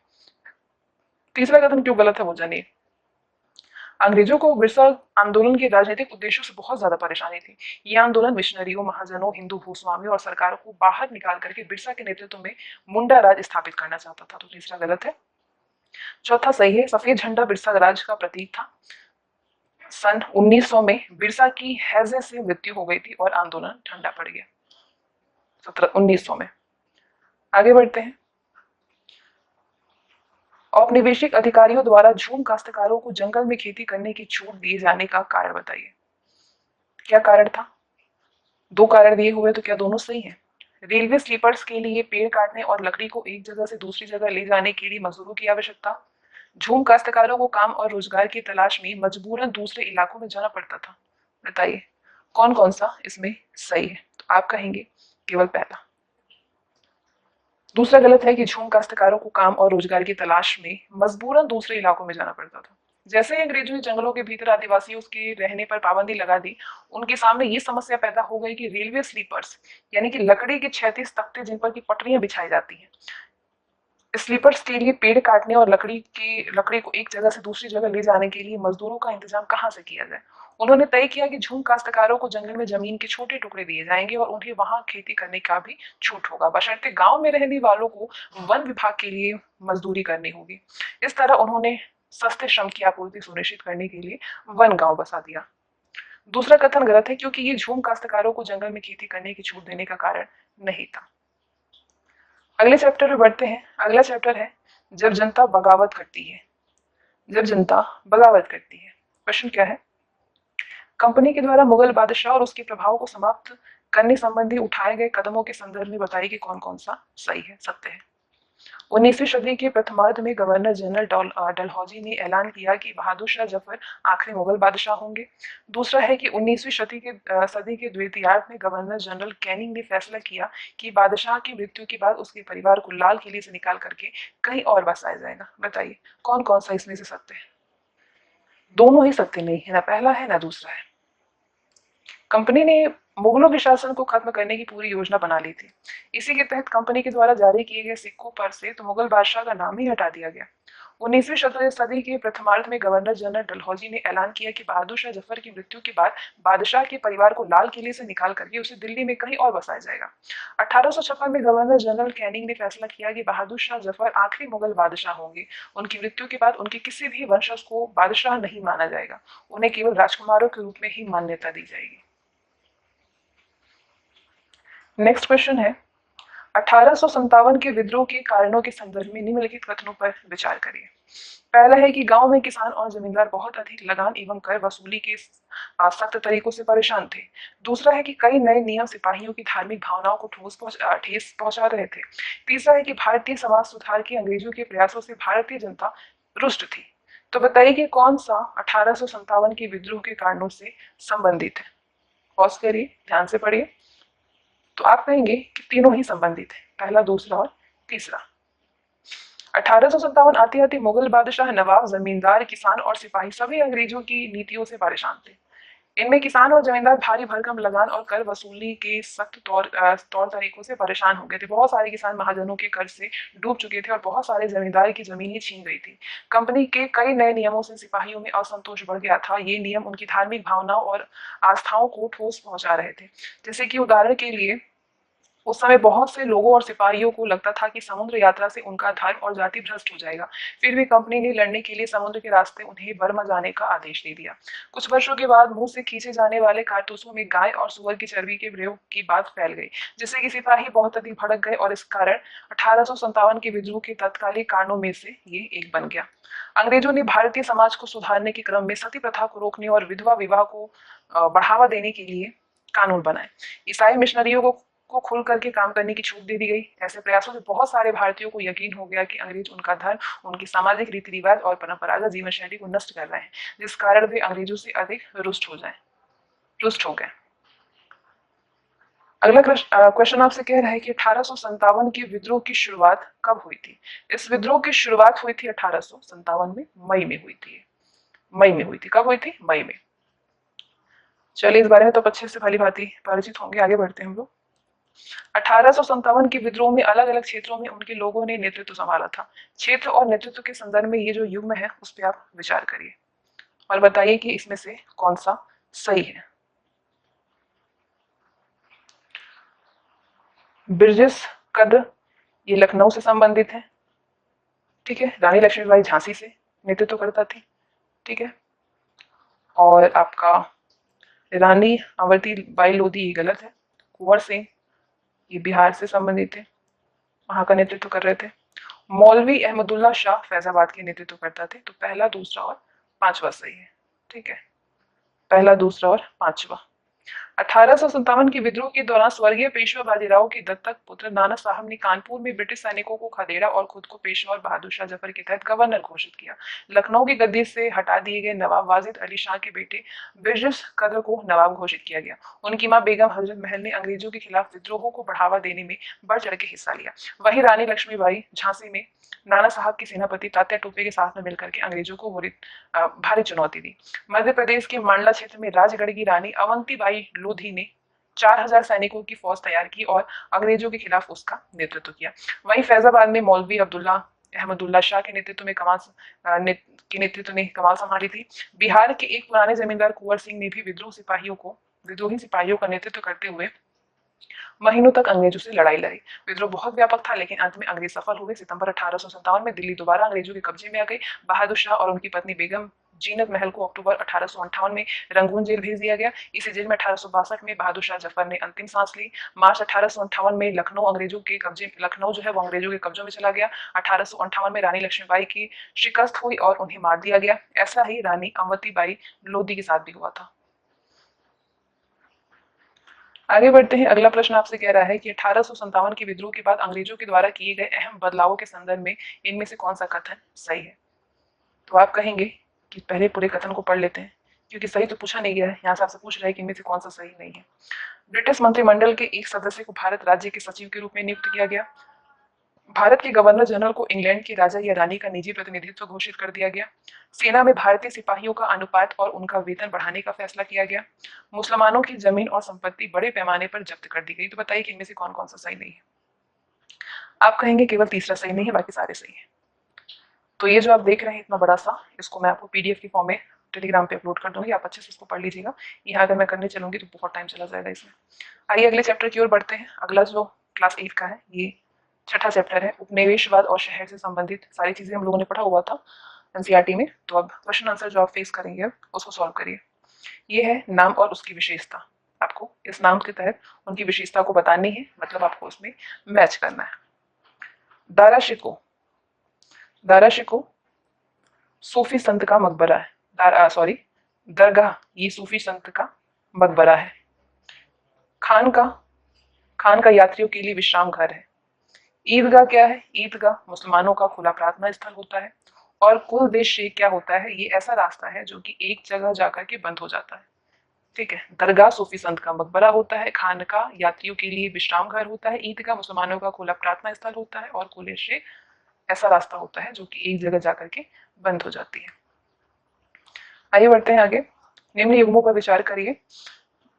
अमीर, कुलीन वर्ग का व्यक्तित्व, गुलफरोशान, फूलों का त्योहार, पुनर्जागरण, कला और ज्ञान का पुनर्जन्म। तो बताइए कि कौन कौन सा इसमें सुमेलित है। तीनों ही सुमेलित है। अमीर कुलीन वर्ग का व्यक्ति होता है, गुलफरोशान फूलों का त्योहार होता है, पुनर्जागरण कला और ज्ञान का पुनर्जन्म को बोलते हैं पुनर्जागरण। आइए आगे बढ़ते हैं। ये कथन है, इस पर विचार करिए। औपनिवेशिक शासन में भारत के शहरों का विशहरीकरण हुआ। दिल्ली कॉलेज की स्थापना हुई, जिसकी शुरुआत 18वीं सदी में मदरसे के रूप में हुई थी। अंग्रेजों ने मराठों को हरा करके दिल्ली पर नियंत्रण हासिल किया था। बताइए इनमें से कौन कौन सा कथन आपको लग रहा है कि बिल्कुल सही है। आप कहेंगे कि तीनों ही कथन सही लग रहा है, तो बिल्कुल सही सोच रहे हैं आप, तीनों ही सही है। पीडीएफ मिल जाएगा आपको टेलीग्राम पे। आगे बढ़ते हैं। राजधानी दिल्ली के इतिहास के संदर्भ में निम्नलिखित कथनों पर विचार करिए। पहला है कि ये शहर 1000 साल से भी अधिक समय तक राजधानी रह चुका है। दिल्ली 1912 में ब्रिटिश भारत की राजधानी बनी थी। इस क्षेत्र में अलग अलग समय पर बसी अनेक राजधानियों में सबसे शानदार राजधानी शाहजहां ने बसाई थी। तो बताइए कौन कौन सा सही है? तीनों, तीनों ही बिल्कुल सही है। दिल्ली 1000 साल से भी अधिक समय तक राजधानी रह चुकी है। पीडीएफ आपको मिल जाएगा। अगला क्वेश्चन देखते हैं। अंग्रेज 1857 के विद्रोह के बाद दिल्ली के मुगल अतीत को पूरी तरह से भुला देना चाहते थे। इस प्रक्रिया में उठाए गए कदमों के संदर्भ में जो कथन आपको मिलेगा उस पर आप विचार करिएगा। कथन है आपके समक्ष यहाँ पे। अंग्रेजों ने यहाँ के अनेक मस्जिदों और मंदिरों को या तो नष्ट कर दिया था या फिर अन्य कामों के लिए इस्तेमाल किया था। जामा मस्जिद में 5 साल तक नमाज की इजाजत नहीं मिली। उन्होंने इसके लिए दिल्ली में बहुत सारे शानदार आयोजन किए थे। तो बताइए कौन सा सही नहीं है इसमें से? इसमें से केवल पहला सही नहीं है कि अंग्रेजों ने यहाँ के अनेक मस्जिदों और मंदिरों को या तो नष्ट कर दिया या फिर अन्य कामों के लिए इस्तेमाल कर दिया। ये गलत है, बाकी सारे सही है। कहने का मतलब कि सही नहीं पूछ रहा है तो सही ये नहीं है, बाकी सारे ही सही है। तो आंसर आपका होना चाहिए ऑप्शन ए। ठीक है, आगे बढ़ते हैं। क्वेश्चन नंबर 6 आपसे ये कह रहा है कि अंग्रेजों के द्वारा कलकत्ता की बजाय दिल्ली को राजधानी बनाने का निर्णय कब लिया गया? रानी विक्टोरिया के भारत की साम्राज्य घोषित करने के समारोह में, जॉर्ज पंचम को इंग्लैंड का राजा बनाने के समारोह में, बंगाल के विभाजन की घोषणा के साथ में, या फिर इनमें से कोई नहीं? तो आप कहेंगे कि जॉर्ज पंचम को इंग्लैंड का राजा बनाने के समारोह में कलकत्ता की बजाय दिल्ली को राजधानी बनाने का निर्णय लिया गया। किस समारोह में? जॉर्ज पंचम को इंग्लैंड का राजा बनाने के समारोह में। आगे आगे बढ़ते हैं। अंग्रेजों की नई राजधानी के तौर पर दिल्ली के संदर्भ में बताइए कि इनमें से कौन कौन सा सही है। एडवर्ड लुटियंस और हर्बर्ट बेकर नाम के दो वास्तुकारों को नई दिल्ली और उसकी इमारतों का डिजाइन तैयार करने को का जिम्मा दिया गया।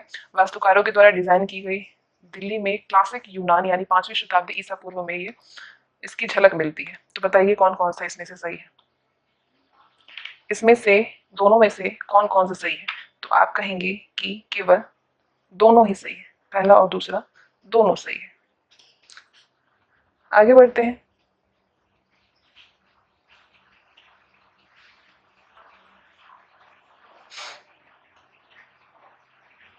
अगला है कथन और निष्कर्ष। कथन आपसे कह रहा है कि 18वीं सदी के आखिरी में जब बंबई, कलकत्ता और मद्रास का महत्व प्रेसिडेंसी शहरों के रूप में तेजी से बढ़ रहा था, तब खास चीजों के उत्पादन वाले बहुत सारे शहर पीछे पिछड़ने लगे थे, क्योंकि वहां जो चीजें बनती थी उनकी मांग घट गई थी।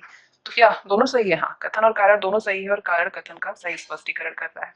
विभाजन के समय दिल्ली में आए बदलावों के संदर्भ में बताइए, जो कथन दिए गए हैं चारों, उस पर विचार करिए। कथन है कि विभाजन के समय दिल्ली के 2/3 मुसलमान पलायन कर गए थे।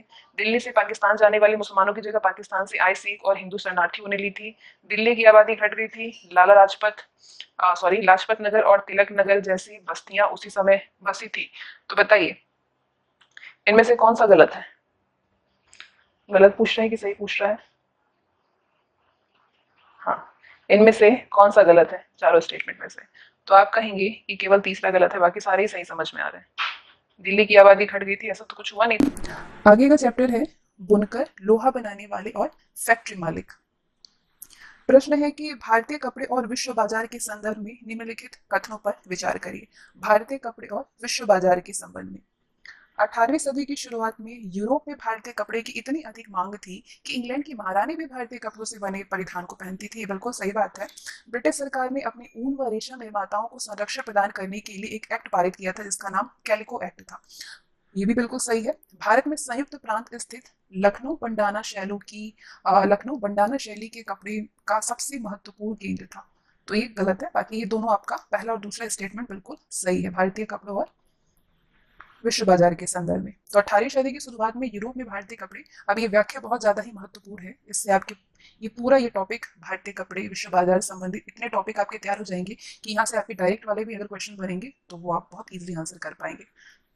18वीं सदी की शुरुआत में यूरोप में भारतीय कपड़े की इतनी अधिक मांग थी कि इंग्लैंड के रईस ही नहीं बल्कि खुद महारानी भी भारतीय कपड़े से बने परिधान को पहनती थी। मसालों की तलाश में आए पुर्तगालियों ने सबसे पहले केरल के कालीकट में डेरा डाला और यहाँ से वो मसालों के साथ साथ सूती कपड़ा भी ले गए थे। इस सूती कपड़े को उन्होंने कैलिको कहा, जो कि बाद में हर तरह की सूती कपड़ों के लिए प्रयोग किया जाने लगा। भारतीय कपड़े की लोकप्रियता से इंग्लैंड के ऊन और रेशम व्यापारी बेचैन थे, जिनके दबाव में 1720 में ब्रिटिश सरकार ने इंग्लैंड में छापेदार सूती कपड़े के इस्तेमाल पर पाबंदी लगाने के लिए एक कानून पारित कर दिया। संयोगवश इस कानून को भी कैलिको अधिनियम ही कहा जाता था। तो ये दोनों ही स्टेटमेंट सही है। तीसरा स्टेटमेंट आपने देखा कि भारत में संयुक्त प्रांत स्थित जो लखनऊ बंडाना शैली थी, वो उसके कपड़े सबसे महत्वपूर्ण क्षेत्र, वो जो कपड़े का जो ब्रांड था आपका, बंडाना शैली के कपड़ों का सबसे महत्वपूर्ण केंद्र था। तो ये गलत है, क्योंकि बंडाना शैली के कपड़े अधिकांशतः राजस्थान और गुजरात में बनाए जाते थे।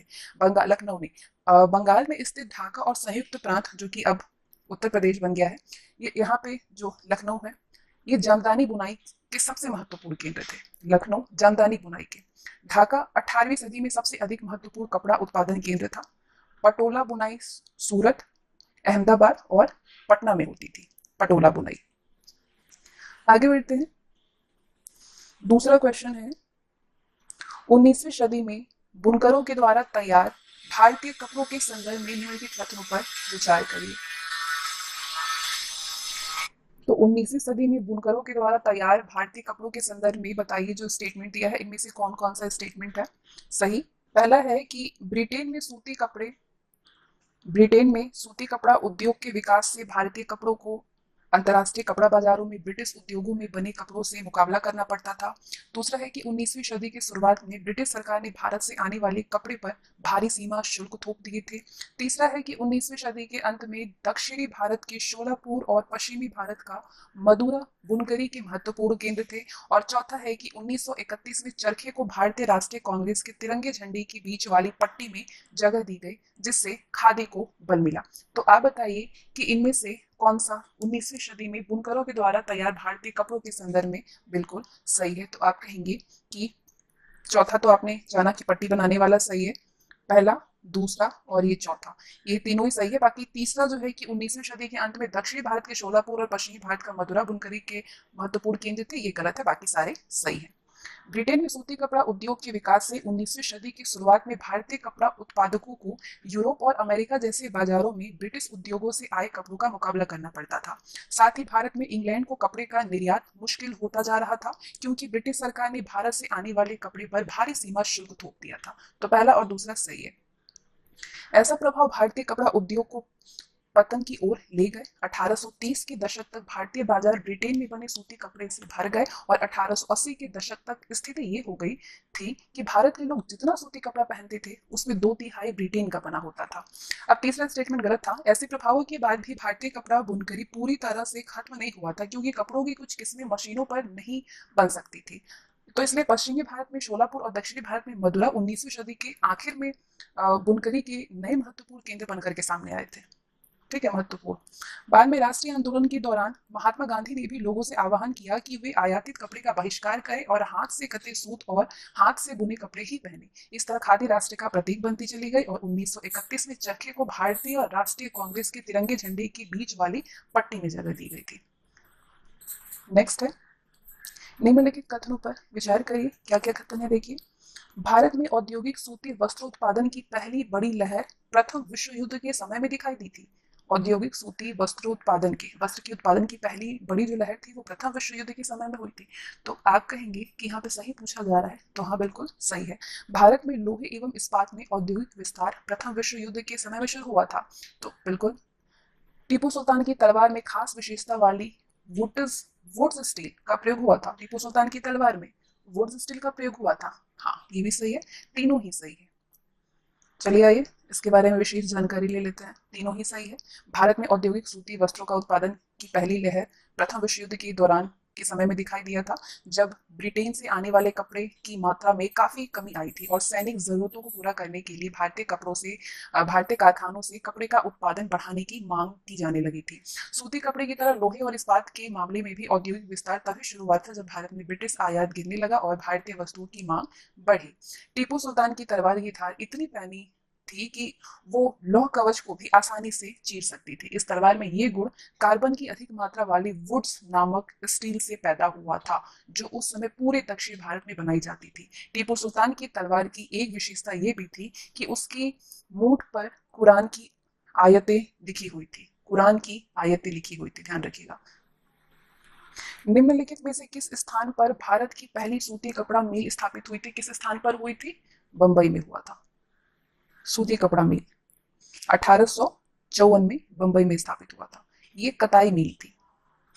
अगला है कि भारत में लौह इस्पात कारखानों के संदर्भ में निम्नलिखित कथनों पर विचार करिए। लौह इस्पात कारखानों के संदर्भ में बताइए कि दोनों स्टेटमेंट में से कौन कौन सा सही है। भिलाई स्टील संयंत्र के लिए अयस्क की आपूर्ति का स्रोत ढूंढने में बंगाल की तांती समुदाय के लोगों ने सहायता किया था। दूसरा है कि टिस्को यानी Tata iron and steel company की स्थापना सुवर्ण रेखा नदी के तट पर की गई थी। तो आप कहेंगे कि इन दोनों में से कौन सा सही है? केवल दूसरा सही है। ठीक है, केवल दूसरा सही है। भिलाई स्टील संयंत्र के लिए अयस्क की आपूर्ति स्रोत ढूंढने में सहायता करने वाला समुदाय अगरिया समुदाय थी। ठीक है, कौन सी? अगरिया समुदाय थी, ना कि बंगाल की तांती समुदाय थे। अगरिया जैसे कई समुदाय लोहा बनाने में माहिर थे। इन्होंने दुनिया के सबसे बेहतरीन लौह अयस्क भंडारों में से एक राजहरा पहाड़ियों को ढूंढने में भी भूवैज्ञानिक चार्ल्स वेल्ड और जमशेदजी टाटा के बड़े बेटे की सहायता किया हुआ था। और दूसरा सही है कि ये क्या था?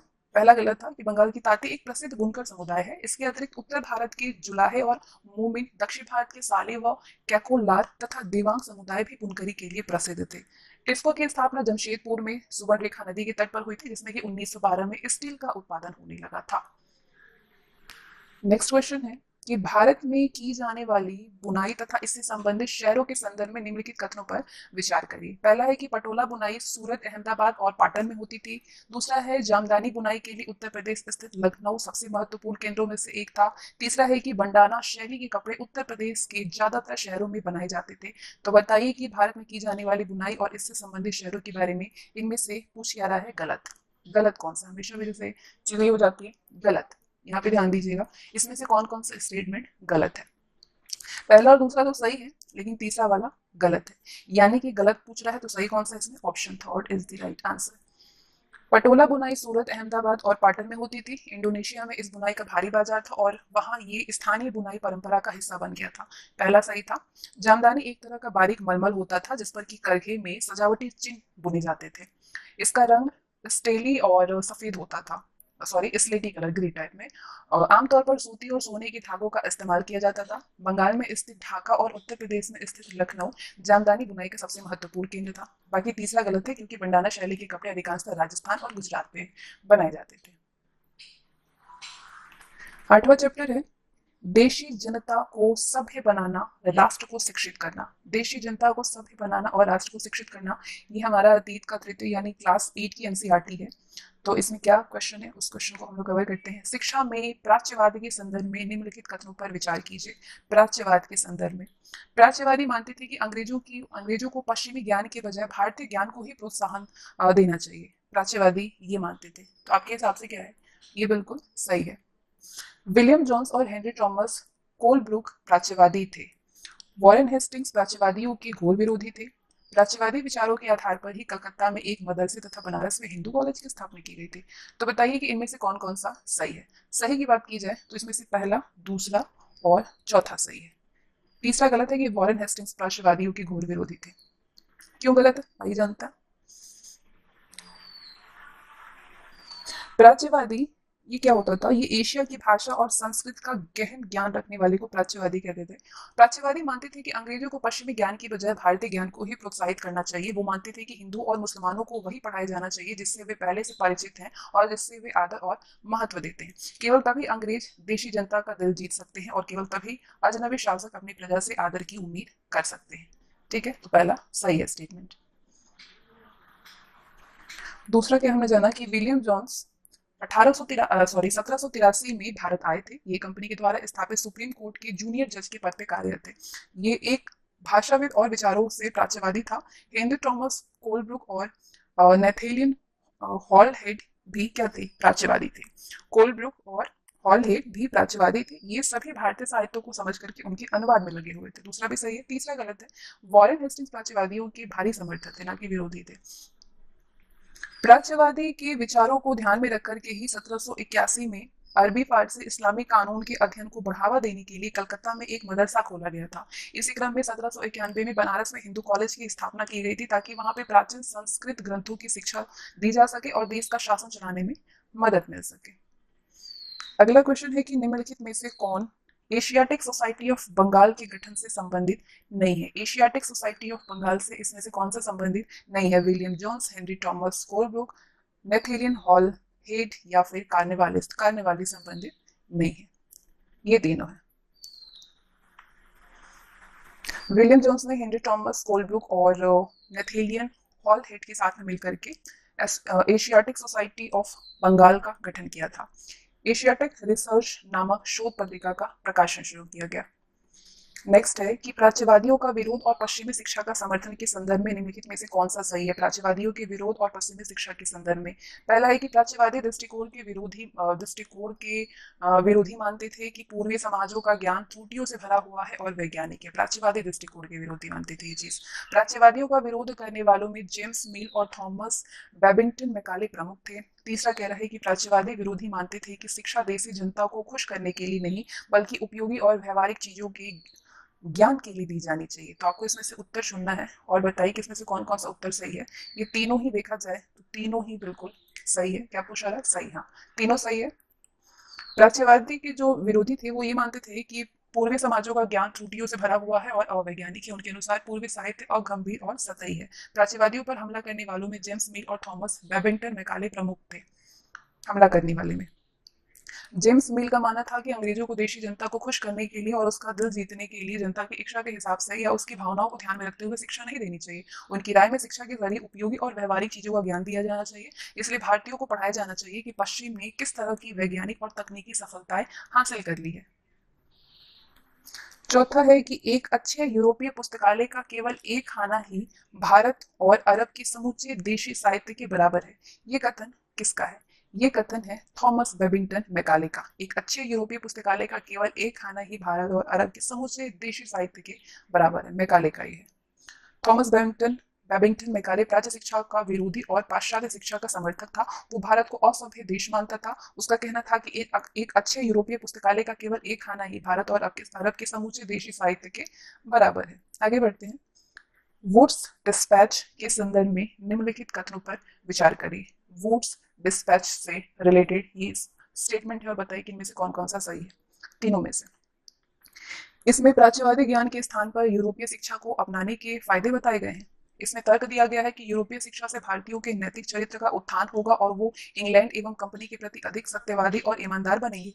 इस दस्तावेज में व्यवसाय को बढ़ावा देने के लिए शिक्षा देने का तर्क दिया गया था। तो इसमें से सही बतानी है और तीनों ही सही है। वो डिस्पैच से संबंधित। 1854 में लंदन स्थित कोर्ट ऑफ डायरेक्टर्स ने भारतीय गवर्नर जनरल को कंपनी के नियंत्रक मंडल के अध्यक्ष चार्ल्स वुड के नाम से एक नोट भेजा, जिसे कि वुड का नीति पत्र यानी वुड्स डिस्पैच के नाम से जाना जाने लगा।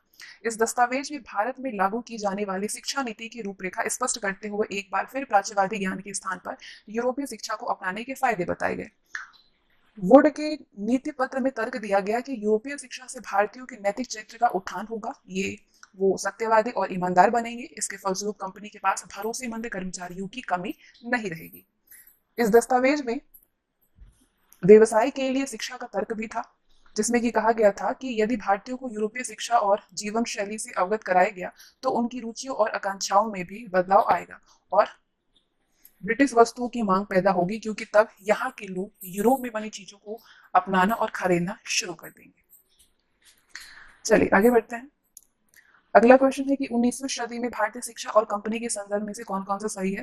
भारतीय शिक्षा और कंपनी के संदर्भ में पहला स्टेटमेंट है कि भारत में सक्रिय ईसाई प्रचारकों ने व्यवहारिक शिक्षा के पक्ष में दिए जा रहे तर्कों का घोर विरोध किया। दूसरा है, पहला वाला स्टेटमेंट सही है। दूसरा कह रहा है कि कंपनी ने देशी स्कूलों में शिक्षा की प्रगति पर रिपोर्ट तैयार करने का जिम्मा विलियम एडम को दिया था। ये भी सही है। 1854 के बाद कंपनी ने देशी शिक्षा व्यवस्था में सुधार लाने का प्रयास किया। ये भी आपने अभी जाना, ये भी सही है। ये तीनों ही बिल्कुल सही है।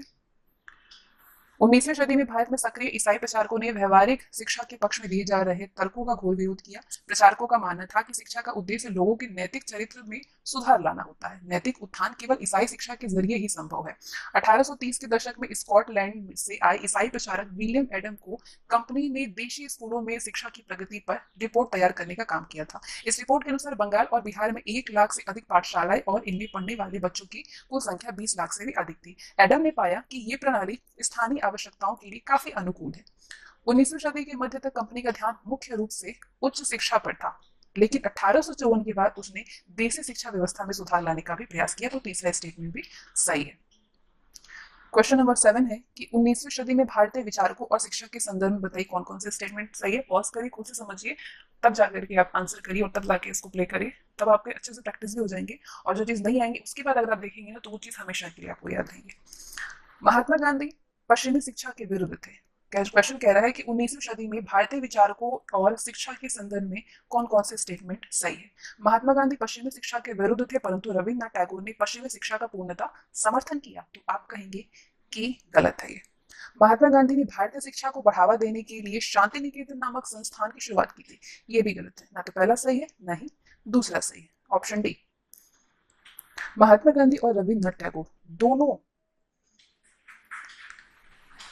पश्चिमी शिक्षा के विरुद्ध थे, लेकिन दोनों के बीच फर्क भी था। गांधी जी पश्चिमी सभ्यता और मशीनों व प्रौद्योगिक की उपासना के कट्टर आलोचक थे, वहीं टैगोर आधुनिक पश्चिमी सभ्यता और भारतीय परंपरा के श्रेष्ठ तत्वों का सम्मिश्रण चाहते थे। पश्चिमी शिक्षा के दोनों ही विरोधी थे। शांति निकेतन संस्थान की शुरुआत रविन्द्रनाथ टैगोर ने किया है, ठीक है, महात्मा गांधी ने नहीं। 1901 में किया था। यह कलकत्ता से 100 किलोमीटर दूर एक ग्रामीण परिवेश में स्थित था, शांति निकेतन। आठवां क्वेश्चन है कि 19वीं सदी तक की देशी शिक्षा व्यवस्था के संदर्भ में बताइए कौन कौन से स्टेटमेंट सही है। आपके पास आगे ये दो स्टेटमेंट है। उस समय की पाठशालाओं के बहुत छोटे छोटे केंद्र थे जिनमें कि 20 से ज्यादा विद्यार्थी नहीं होते थे। 20 से ज्यादा विद्यार्थी नहीं होते थे, बिल्कुल सही बात है। पाठशाला में पढ़ने वाले बच्चों की कुल संख्या काफी बढ़ी थी पाठशाला में, ये भी सही है। तीसरा कह रहा है कि बच्चों की फीस उसके माँ बाप की आमदनी से तय होती थी, ये भी सही है। शिक्षा मौखिक, लिखित और पाठ्यक्रमानुसार होती थी। चौथा गलत है, बाकी तीनों ही स्टेटमेंट बिल्कुल सही है। ईसाई प्रचारक विलियम एडम ने देशी शिक्षा के संबंध में कंपनी को सौंपी अपनी रिपोर्ट में कुछ बातें बताई थी। वो बातें निम्न है। उस समय की पाठशालाओं के बहुत छोटे छोटे केंद्र थे जिनमें कि आमतौर पर 20 से ज्यादा विद्यार्थी नहीं होते थे, फिर भी इन पाठशालाओं में पढ़ने वाले बच्चों की कुल संख्या काफी बड़ी थी। ये पाठशालाएं संपन्न लोगों या फिर स्थानीय समुदाय द्वारा चलाई जा रही थी। पहला स्टेटमेंट और दोनों ही दूसरा सही है। शिक्षा का तरीका काफी लचीला था। बच्चों की फीस उनके माँ बाप की आमदनी पर तय होती थी। अमीरों को ज्यादा और गरीबों को कम फीस देनी पड़ती थी। लचीली प्रणाली स्थानीय आवश्यकताओं के लिए काफी अनुकूल थी, जैसे कि फसलों की कटाई के समय कक्षाएं बंद हो जाती थी। इसका परिणाम ये था कि साधारण काश्तकारों के बच्चे भी पढ़ाई कर सकते थे। शिक्षा मौखिक होती थी और क्या पढ़ना है ये बात विद्यार्थियों की जरूरतों को देखते हुए गुरु तय करता था, ना कि ये पाठ्यक्रम अनुसार होता था, लिखित होता था, ठीक है। नेक्स्ट क्वेश्चन है, चलिए, 9वां चैप्टर है। टोटल इसमें 12 चैप्टर है, जिसमें कि अब तक हम लोगों ने 8 चैप्टर को कंप्लीट कर लिया है। 9वां चैप्टर है महिलाएं, जाति एवं सुधार। ये हम पढ़ चुके हैं एनसीईआरटी क्लास 8 में। तो अब चलिए इससे रिलेटेड क्वेश्चन को हम लोग करते हैं। अंग्रेजों ने अपने शासनकाल में भारतीय समाज में विधवाओं और बच्चों के जीवन में सुधार लाने के लिए कुछ कानूनी प्रयास किए थे। तो निम्नलिखित में से ऐसे प्रयासों का कार्यक्रम कौन सा होगा? शुरू से अंत तक ये कार्यक्रम कौन है? तो 3 कार्यक्रम है, बताइए कौन कौन से हैं। सारे देखिए ऑप्शन और आंसर करिए इसको। सती प्रथा पर रोक, फिर विधवा विवाह के पक्ष में कानून बना, उसके बाद बाल विवाह निषेध अधिनियम आया, ठीक है। सती प्रथा पर रोक, विधवा विवाह के समक्ष पक्ष में कानून बना, फिर बाल विवाह निषेध अधिनियम पारित हुआ। राजा राम मोहन राय ने देश में पश्चिमी शिक्षा का प्रयास करने और महिलाओं के लिए अधिक स्वतंत्रता व समानता के पक्षधर थे वो। उनके प्रयासों के फलस्वरूप 1829 में 1829 में सती प्रथा पर पाबंदी लगाई गई। प्रसिद्ध समाज सुधारक ईश्वर चंद्र विद्यासागर के प्रयासों से 1856 में विधवा विवाह के पक्ष में कानून पारित किया गया, ठीक है। पहले क्या किया गया? सती प्रथा पाबंदी लगाई गई। उसके बाद 1856 में विधवा विवाह के पक्ष में कानून पारित हुआ। विद्यासागर ने कलकत्ता के लड़कियों के लिए स्कूल भी खोला। इसके अतिरिक्त विधवा विवाह के समर्थन में मद्रास प्रेसिडेंसी के तेलुगु भाषी इलाकों में वीरेश लिंगम पंतुलु ने एक संगठन बनाया। वीरेश लिंगम पंतुलु ने। इसके बाद बाल विवाह अधिनियम आया, 1929 में पारित किया गया। इस अधिनियम के अनुसार 18 साल से कम उम्र के लड़के और 16 साल से कम उम्र की लड़की की शादी नहीं की जा सकती थी। नेक्स्ट क्वेश्चन है कि आर्य समाज की स्थापना निम्नलिखित में से किसने किया था? आर्य समाज की स्थापना किया था स्वामी दयानंद सरस्वती ने। आर्य समाज की स्थापना दयानंद सरस्वती ने 1875 में किया था। आर्य समाज में हिंदू धर्म को सुधारने का प्रयास किया गया है। आर्य समाज के संस्थापक स्वामी दयानंद ने भी विधवा विवाह का समर्थन किया था। 19वीं सदी के आखिरी हिस्से में आर्य समाज द्वारा महिलाओं की स्थिति सुधारने के प्रयासों के क्रम में पंजाब में लड़कियों के लिए स्कूल भी खोले गए थे। अगला क्वेश्चन है कि ब्रिटिश काल में स्त्री पुरुष तुलना नामक किताब, जिसमें पुरुषों और महिलाओं के बीच मौजूदा सामाजिक भेदभाव की आलोचना की गई थी।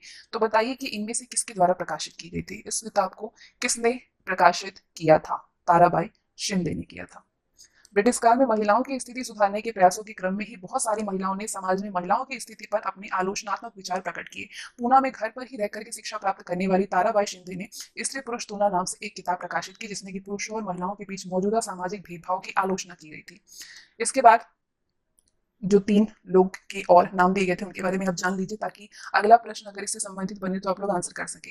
बेगम रुकैया सखावत 20वीं सदी के शुरुआती दौर की एक प्रभावशाली महिला थी। इन्होंने कलकत्ता और पटना में मुस्लिम लड़कियों के लिए स्कूल खोले। बेगम रुकैया सखावत। मुमताज अली भी एक समाज सुधारक थी। इन्होंने कुरान शरीफ की आयतों का हवाला देते हुए महिलाओं को भी शिक्षा का अधिकार दिए जाने की वकालत की थी। संस्कृत की महान विद्वान थी पंडिता रमाबाई। इनका मानना था कि हिंदू धर्म महिलाओं का दमन करता है। उन्होंने ऊंची जातियों की हिंदू महिलाओं की दुर्दशा पर एक किताब भी लिखी थी। उन्होंने पूना में एक विधवा गृह की स्थापना भी किया था, रमाबाई ने। अगला क्वेश्चन है, ब्रिटिश काल में जाति और समाज सुधार के प्रयासों के संदर्भ में निम्नलिखित कथनों पर विचार करिए। इससे पहले जितने भी सीरीज में वीडियो आए हुए इंडियन हिस्ट्री के एनसीईआरटी की, उनकी प्लेलिस्ट है और डिस्क्रिप्शन में उसके लिंक है। आप वहां से सीक्वेंस वाइज पूरे 6 से स्टार्ट कर सकते हैं, ताकि सारे क्वेश्चन आपकी series wise serial wise complete हो सके। तो बताइए कि ब्रिटिश काल में जाति और समाज सुधार के प्रयासों के संदर्भ में कौन कौन सा सही है, विचार करिए। आपके पास 3 स्टेटमेंट है और बताइए कि इनमें से कौन कौन सा सही है। राजा राम मोहन राय ने जाति व्यवस्था की आलोचना करने वाले एक पुराने बौद्ध ग्रंथ का अनुवाद किया। प्रार्थना समाज में सभी जातियों की आध्यात्मिक समानता पर जोर दिया। जाति उन्मूलन के लिए काम करने हेतु बंबई में परमहंस मंडली का गठन किया गया। तो बताइए कि इनमें से कौन कौन सा सही है। आप सभी ने बहुत अच्छे से उसको देख लिया होगा, तीनों ही बिल्कुल सही है। तीनों के बारे में विशेष जानकारी। ब्रिटिश काल में जाति और समाज सुधार के अनेक प्रयास किए गए। इसी क्रम में राजा राम मोहन राय ने जाति व्यवस्था की आलोचना करने वाले एक पुराने बौद्ध ग्रंथ का अनुवाद किया। प्रार्थना समाज भक्ति परंपरा का समर्थक था, जिसमें सभी जातियों की आध्यात्मिक समानता पर जोर दिया गया था। जाति उन्मूलन के लिए काम करने के लिए बंबई में 1840 में परमहंस मंडली का गठन किया गया। इन सुधारकों और सुधार संगठनों के सदस्यों में बहुत सारे ऊंची जातियों के लोगों को भी शामिल थे। ये लोग भी शामिल थे। आगे बढ़ते हैं। इन युग्मों पर विचार करिए और बताइए कि कौन सा एक दूसरे से मेल है। मदिगा समुदाय आंध्र प्रदेश में था। महार समुदाय महाराष्ट्र में था। दुबला समुदाय असम में था। तो इसमें से अगर सुमेरन की बात करें तो मदिगा समुदाय आंध्र प्रदेश में था और महार समुदाय आपके महाराष्ट्र में था। ठीक है, दोनों ही सही है, बाकी तीसरा गलत है। मदिगा आंध्र प्रदेश में एक महत्वपूर्ण अछूत जाति रही थी। ये लोग पशुओं के शवों को साफ करने, चमड़ा तैयार करने और चप्पल जूतियां सीने में माहिर थे। मदिगा समुदाय दक्षिण भारत के अन्य राज्यों तेलंगाना, कर्नाटक, महाराष्ट्र और तमिलनाडु में बसे भी थे। ठीक है, दक्षिण भारत के अन्य राज्यों में भी बसे थे। महार समुदाय की बात करें तो ये महाराष्ट्र के आसपास के राज्यों में रहता था। ये महाराष्ट्र में अनुसूचित जातियों का सबसे बड़ा समूह था, महार समुदाय। इस समुदाय के लोग अछूत माने जाते थे। जातिगत सुधार आंदोलनों के बड़े नेताओं में एक डॉक्टर भीमराव अंबेडकर महार समुदाय से ही थे। दुबला समुदाय गुजरात में वास करते थे, ठीक है, असम में नहीं, ध्यान रखिएगा। इस समुदाय के लोग ब्रिटिश काल में स्वर्ण जमींदारों के यहाँ पे मजदूरी करते थे। नेक्स्ट है, ब्रिटिश काल में न्याय और समानता के लिए हुए प्रयासों के संदर्भ में बताइए कि कौन सा सही नहीं है। ब्रिटिश काल में न्याय और समानता के संदर्भ में सही नहीं है ये बतानी है। तो इसके लिए आपको पूरे स्टेटमेंट की अच्छी खासी जानकारी होनी चाहिए। जातीय भेदभाव के विरुद्ध घासीदास ने दक्षिण भारत में सतनामी आंदोलन शुरू किया था। सतनामी आंदोलन शुरू किया था। तो इसमें से कौन सा सही नहीं है ये बतानी है। तो ये तो गलत है, लेकिन यहाँ पे सही नहीं पूछा गया, तो ये सही है। पूर्वी बंगाल में हरिदास ठाकुर के मतुआ पंथ ने निम्न जाति चंडाल काश्तकारों के बीच काम किया था, ये सही है। सत्यशोधक समाज नामक संगठन ने जातीय समानता के संदर्भ में मुहिम चलाई थी, ये भी सही है। ये दोनों सही है, ये गलत है, लेकिन यहाँ पूछा है कि कौन सा सही नहीं है, तो सही होगा आपका ऑप्शन ए। क्योंकि सतनामी आंदोलन की शुरुआत मध्य भारत में हुई थी। घासीदास जो कि एक निम्न जाति के व्यक्ति थे, उसने आंदोलन शुरू किया था। इस आंदोलन के सदस्यों ने कपड़े का काम करने वालों को संगठित किया था। सॉरी चमड़े का काम करने वालों को। पूर्वी बंगाल में हरिदास ठाकुर की मतुआ पंथ ने निम्न जाति के चांडाल काश्तकारों के बीच काम किया था। दूसरा कथन सही। हरिदास ने जाति व्यवस्था को सही ठहराने और ब्राह्मणवादी ग्रंथों पर सवाल उठाए। एझावा निम्न जाति के श्री नारायण गुरु ने अपने लोगों के बीच में एकता का आदर्श रखा था। निम्न जाति के नेताओं में ज्योतिराव फूले, जिनका जन्म 1827 में हुआ था। फूले सबसे मुखर नेताओं में से एक थे। इनके द्वारा स्थापित किए गए सत्यशोधक समाज संगठन ने जातीय समानता के समर्थन में मुहिम चलाई थी। तीसरा क्वेश्चन है, सॉरी सातवां क्वेश्चन है कि गुलामगिरी नामक पुस्तक का लेखक कौन है। गुलामगिरी पुस्तक के लेखक हैं ज्योतिराव फूले। आगे बढ़ते हैं। 1873 में ज्योतिराव फूले ने गुलामगिरी नामक किताब लिखी थी, गुलामी के बारे में। इससे लगभग 10 साल पहले अमेरिकी गृह युद्ध हो चुका था, जिसके फलस्वरूप अमेरिका में दास प्रथा खत्म कर दी गई थी। फूले ने ये पुस्तक उन सभी अमेरिकियों को समर्पित किया था जिन्होंने गुलामों को मुक्ति दिलाने के लिए संघर्ष किया था। 19वीं सदी के आखिरी हिस्से में ज्योतिराव फूले द्वारा महिलाओं की स्थिति सुधारने के प्रयासों के क्रम में महाराष्ट्र में लड़कियों के लिए स्कूल भी खोला गया था। नेक्स्ट क्वेश्चन है कि ब्रिटिश काल में गैर ब्राह्मण आंदोलन से संबंधित ईवी रामास्वामी के संदर्भ में बताइए कि कौन सा सही है, विचार करिए। पहला है, इन्हें पेरियार नाम से भी जाना जाता था।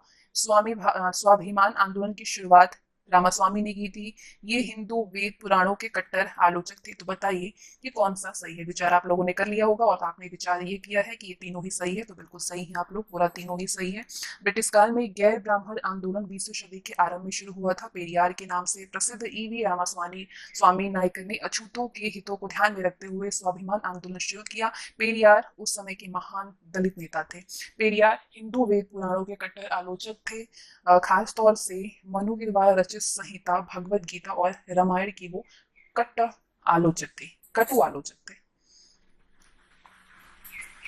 नेक्स्ट, ये युग्म है और बताइए कि इनमें से कौन कौन से युग्म एक दूसरे से मैच कर रहे हैं।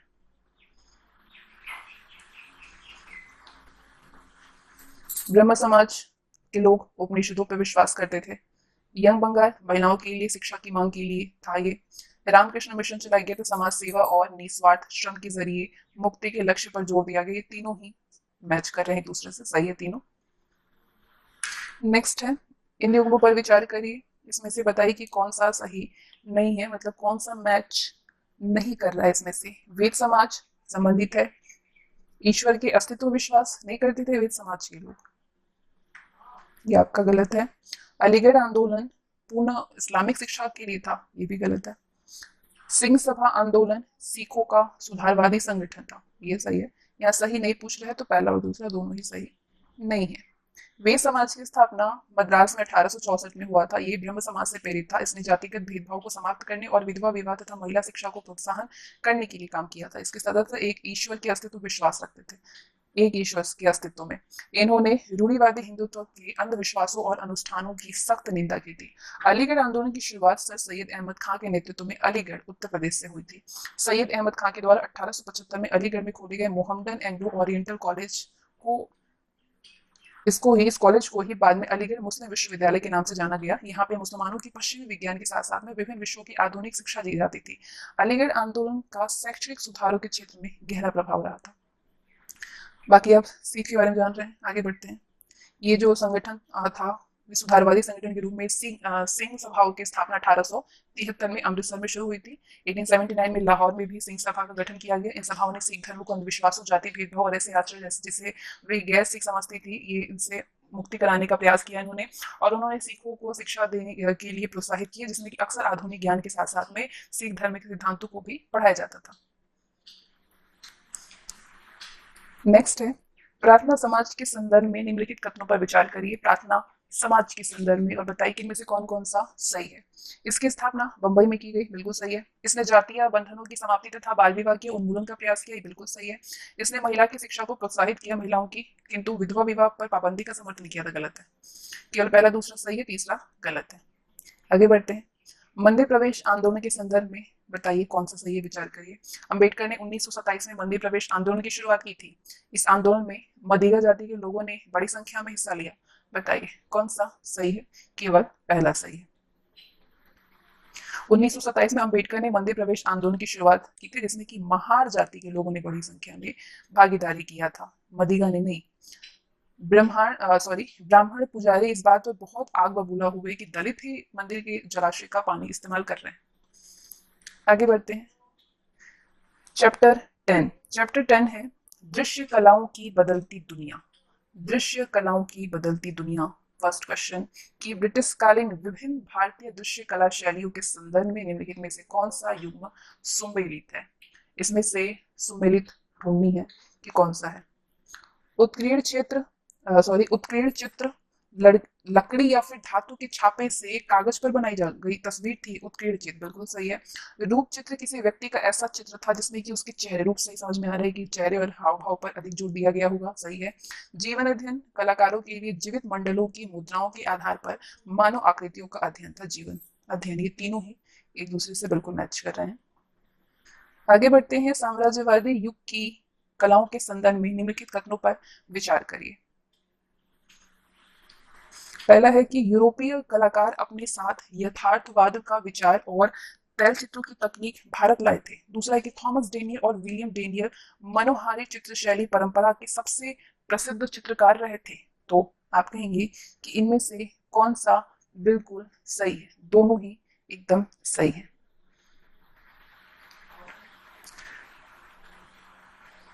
तीसरा क्वेश्चन है इनमें से कौन सी विधा या विधाएं और शैलियां अंग्रेजों के माध्यम से भारत आई थी? कौन सी शैली? लघु चित्र, भित्ति चित्र, परिप्रेक्ष्य विद्या विद्या या फिर खर्रा चित्र? कौन कौन इसमें से विधा या फिर शैली अंग्रेजों के माध्यम से आई थी?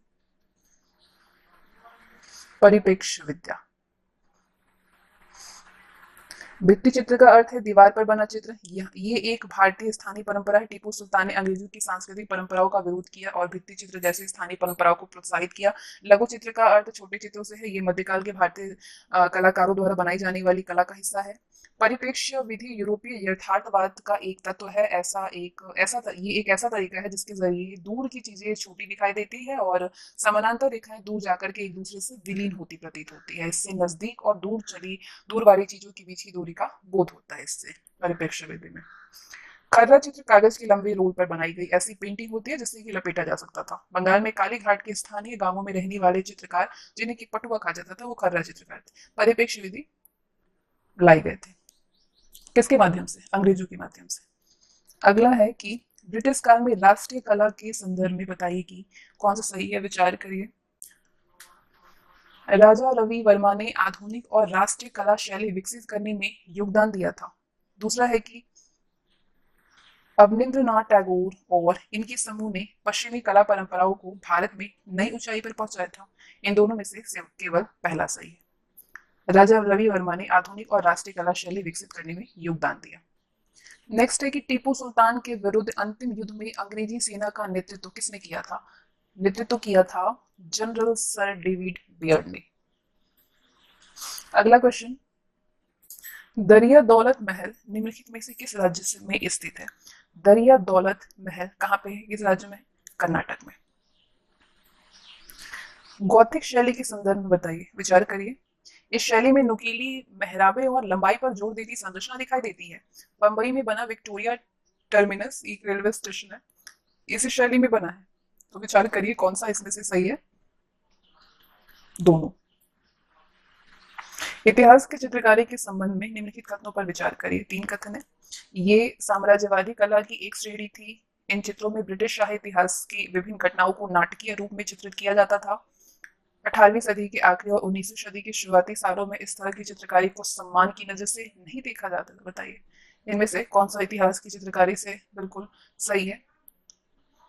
पहला और दूसरा सही है, तीसरा गलत है। चैप्टर नंबर 11 है कि राष्ट्रीय आंदोलन का संगठन 1870 के दशक से 1947 तक। राष्ट्रीय आंदोलन का संगठन, चलिए उस रिलेटेड क्वेश्चन देखते हैं। 1870 और 80 के दशकों में ब्रिटिश सरकार के द्वारा पारित विभिन्न कानूनों के संदर्भ में निम्नलिखित कथनों पर विचार करिए। 1870 से 80 के दशकों में ब्रिटिश सरकार के द्वारा, पहला है आर्म्स एक्ट पारित किया गया जिसमें कि प्रावधान था कि भारतीय अपने पास हथियार नहीं रख सकते हैं। तो ये बिल्कुल सही है। वर्नाकुलर प्रेस एक्ट पारित करके सुनिश्चित किया गया कि यदि किसी अखबार में कोई भी आपत्तिजनक चीज छापती है तो सरकार अपनी प्रिंटिंग प्रेस सहित सारी संपत्ति को जब्त कर सकती है। ये भी सही है। एल्बर्ट बिल में प्रावधान किया गया कि भारतीय न्यायाधीश ब्रिटिश या यूरोपीय व्यक्तियों के मुकदमे नहीं सुन सकते हैं। ये गलत है, बाकी ये दोनों ही सही है। आगे बढ़ते हैं। कांग्रेस की स्थापना कहाँ पे की गई थी? कांग्रेस की स्थापना बंबई में की गई थी। Poverty and un-British rule in India, इसके लेखक, पुस्तक के लेखक कौन है? दादा भाई नौरोजी हैं। स्वतंत्रता मेरा जन्मसिद्ध अधिकार है और मैं इसे लेकर के रहूंगा, ये किसका कथन है? आप सभी को बहुत अच्छे से एकदम कंठस्थ होगा, बाल गंगाधर तिलक का कथन है ये। बंगाल विभाजन के संदर्भ में कौन सा कथन सही नहीं है? बंगाल विभाजन में, बंगाल विभाजन के समय में भारत का वायसराय लॉर्ड कर्जन था। सही है ये। विभाजन में बंगाल के पूर्वी भाग को उड़ीसा में मिला दिया गया था। नहीं, गलत है। इसके विरोध में उपजे स्वदेशी आंदोलन को आंध्र के डेल्टा इलाकों में वंदे मातरम आंदोलन कहा गया था। बिल्कुल सही है। लेकिन यहाँ पे पूछा जा रहा है कि कौन सा इसमें से नहीं सही है, तो दूसरा वाला, केवल दूसरा। मुस्लिम लीग के संदर्भ में निम्नलिखित कथनों पर विचार करिए। लीग ने बंगाल विभाजन का समर्थन किया। बंगाल विभाजन के दशक में ही मुस्लिम लीग ने सरकार से मुसलमानों के लिए अलग निर्वाचिका की मांग की थी। तीसरा है कि ऐतिहासिक लखनऊ समझौता मुस्लिम लीग और कांग्रेस के बीच में संपन्न हुआ था। तो बताइए मुस्लिम लीग के बारे में कौन कौन सा सही है? तीनों ही बिल्कुल सही है। पीडीएफ मिल जाएंगे आप सभी को। ये घटना है और ये घटना किस समय में हुई थी, ये आप बताइए। ये घटनाएं किस समय में हुई? महात्मा गांधी की दक्षिण अफ्रीका से भारत वापसी कब हुई थी? 1915 में हुई थी। असहयोग आंदोलन कब हुआ था? 1920 में हुआ था। सविनय अवज्ञा आंदोलन 1930 में हुआ था। भारत छोड़ो आंदोलन 1942 में हुआ था। महात्मा गांधी दक्षिण भारत अफ्रीका से वापस भारत कब आए थे? 1915 में। असहयोग आंदोलन 20 में हुआ था। सविनय अवज्ञा आंदोलन 30 में और 42 में भारत छोड़ो आंदोलन हुआ था। रॉलेट एक्ट के संदर्भ में विचार करिए। ये कानून अभिव्यक्ति की स्वतंत्रता के विरुद्ध था। जलियांवाला बाग में इसके विरोध में एकमात्र लोगों पर जनरल डायर के द्वारा गोलियां चलवा दी गई थी। सॉरी, एकत्र लोगों पे। तो ये दोनों ही सही है। नेक्स्ट है, खिलाफत आंदोलन की शुरुआत के पीछे क्या कारण था? मुख्य, अंग्रेजों के द्वारा खलीफा पर बहुत सख्त संधि थोपना, जलियांवाला बाग हत्याकांड, अंग्रेजों द्वारा मुस्लिमों के लिए पृथक निर्वाचन की व्यवस्था को वापस लेना, या इनमें से कोई नहीं। खिलाफत आंदोलन की शुरुआत का मुख्य कार्य, प्रमुख कारण था कि अंग्रेजों के द्वारा खलीफा पर बहुत सख्त संधि थोपना। 1920 में अंग्रेजों ने तुर्की के सुल्तान खलीफा पर बहुत सख्त संधि थोप दी थी। भारतीय मुस्लिम भी चाहते थे कि पुराने ऑटोमन साम्राज्य में स्थित पवित्र मुस्लिम स्थानों पर खलीफा का नियंत्रण बना सके। तो ये खलीफा आंदोलन की खिलाफत आंदोलन के शुरू होने के मुख्य कारण थे। अगला क्वेश्चन है कि ब्रिटिश भारत के संदर्भ में निम्नलिखित कथनों पर विचार करिए। ब्रिटिश भारत के संदर्भ में, साइमन कमीशन में कोई भी भारतीय प्रतिनिधि नहीं था। सही है। कांग्रेस के द्वारा पारित पूर्ण स्वराज के प्रस्ताव के आधार पर 26 जनवरी 1930 को पूरे देश में स्वतंत्रता दिवस मनाई गई थी। ये भी सही है। आजाद हिंद फौज का गठन सुभाष चंद्र बोस के द्वारा किया गया था। ये गलत है। पहला और दूसरा सही है। आजाद हिंद फौज का गठन रास बिहारी बोस ने किया था। बाद में उन्होंने सुभाष चंद्र बोस को आजाद हिंद फौज का सर्वोच्च कमांडर नियुक्त करके उनके हाथों में इसकी कमान सौंप दी थी। रास बिहारी बोस, याद रखिएगा। अगला है कि भगत सिंह के संदर्भ में कथन पे विचार करिए। भगत सिंह के संदर्भ में, ये हिंदुस्तान सोशलिस्ट रिपब्लिकन एसोसिएशन के संस्थापक थे। बिल्कुल। इन्होंने बी के दत्त के साथ में केंद्रीय विधान परिषद में बम फेंका था। दोनों सही है।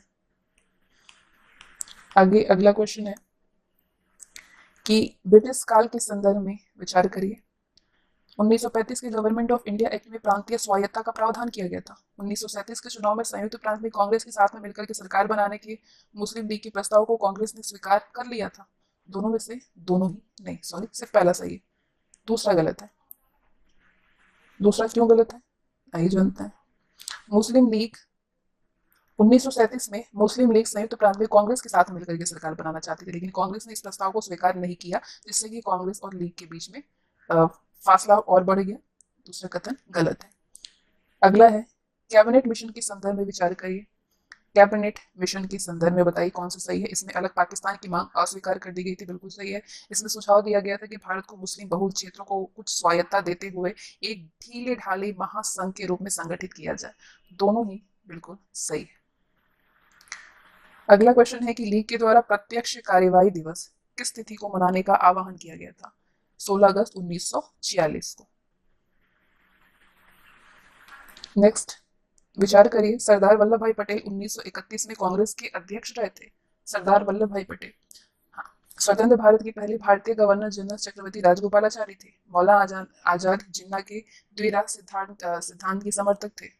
आजाद और जिन्ना, आजाद जिन्ना के द्विराष्ट्र सिद्धांत के समर्थक थे। इसमें पूछा कौन सा सही नहीं है बतानी है, तो सही नहीं इसमें सिर्फ तीसरा है, बाकी ये दोनों सही है।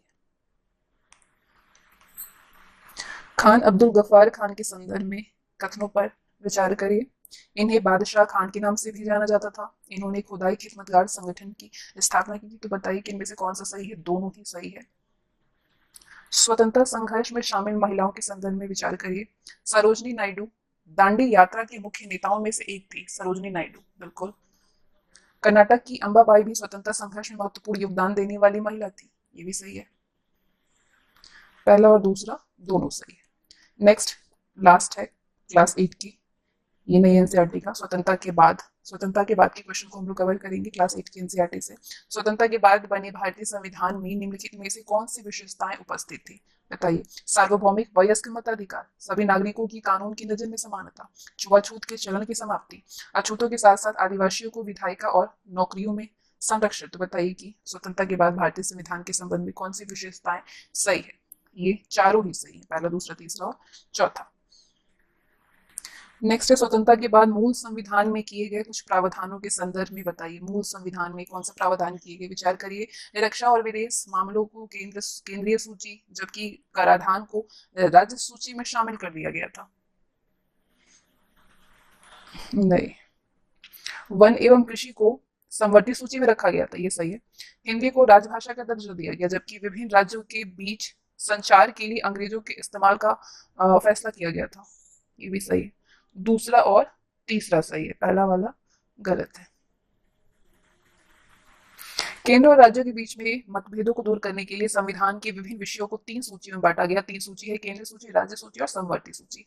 केंद्रीय सूची में कराधान, रक्षा और विदेशी मामलों आदि को रखा गया था, जो केंद्र सरकार के अधीन विषय थे। राज्य सूची में शिक्षा और स्वास्थ्य जैसे विषय लिए गए थे, जिसमें की हिस्सेदारी मुख्य रूप से राज्यों पर थी इसकी हिस्सेदारी। संवर्ती सूची में वन एवं कृषि आदि ऐसे विषयों को रखा गया था जिनके बारे में केंद्र और राज्य सरकारें दोनों ही संयुक्त रूप से फैसला ले सकती थी। संविधान निर्माताओं ने हिंदी को भारत की राजभाषा का दर्जा दिया था, जबकि अदालतों, सेवाओं, विभिन्न राज्यों के बीच संचार आदि के लिए अंग्रेजों के इस्तेमाल का फैसला किया गया था। आगे बढ़ते। नए संविधान के साथ भारत अंतर्विरोधों के नए युग में प्रवेश करने जा रहा था। तो राजनीति में हमारे पास समानता होगी और सामाजिक व आर्थिक जीवन में हम असमानता की राह पर चलेंगे। ये कथन किसका है? ये कथन है डॉक्टर भीमराव अंबेडकर का। नेक्स्ट है, ये घटनाएं हुई और ये घटनाएं किस समय में हुई थी वो बतानी है आपको। आंध्र प्रदेश के रूप में नए राज्य का गठन कब हुआ था? 1953 में हुआ था। राज्य पुनर्गठन आयोग ने रिपोर्ट सौंपी थी, कब सौंपी थी? 1956 में। बंबई प्रांत का मराठी और गुजराती भाषा 2 अलग राज्यों में विभाजन कब हुआ था? 1960 में हुआ था। ठीक है, 66 में हुआ था, 60 में हुआ था। और पंजाब का विभाजन कर हरियाणा का गठन किया गया था 1966 में, ध्यान रखिएगा। नेक्स्ट है, स्वतंत्रता के बाद भारत के विकास के लिए निश्चित की गई नीतियों के संदर्भ में विचार करिए। स्वतंत्रता के बाद भारत के विकास के लिए निश्चित की गई नीतियों, और बताइए कि इनमें से कौन सा सही है। आर्थिक विकास हेतु नीतियां बनाने और उनको लागू करने के लिए योजना आयोग का गठन किया गया। योजना आयोग का गठन किया गया, सही है। दूसरी पंचवर्षीय योजना में भारी उद्योगों और विशाल बांध परियोजना पर सबसे अधिक जोर दिया गया, ये भी सही है। जवाहरलाल नेहरू ने भारत की विदेश नीति का मूल आधार गुट निरपेक्ष आंदोलन को बनाया था, ये भी बिल्कुल सही है, तीनों ही सही है। राष्ट्रपिता महात्मा गांधी का निधन कब हुआ था? इनका निधन हुआ था 30 जनवरी 1948 को। हरिजनों की अक्षमता के लिए ऊंची जातियां जिम्मेदार है। हरिजनों की अक्षमता के लिए कथन किसका है? जवाहरलाल नेहरू का। और इसके साथ ही ये चैप्टर भी समाप्त होता है। इस चैप्टर की समाप्ति के बाद यानी जो क्लास 8 की जो एनसीईआरटी है, इसमें हम लोगों ने इस एनसीईआरटी की नई वाली एनसीईआरटी के क्वेश्चन को भी हम लोगों ने कवर किया। अब पुरानी एनसीईआरटी के क्वेश्चन को भी हम लोग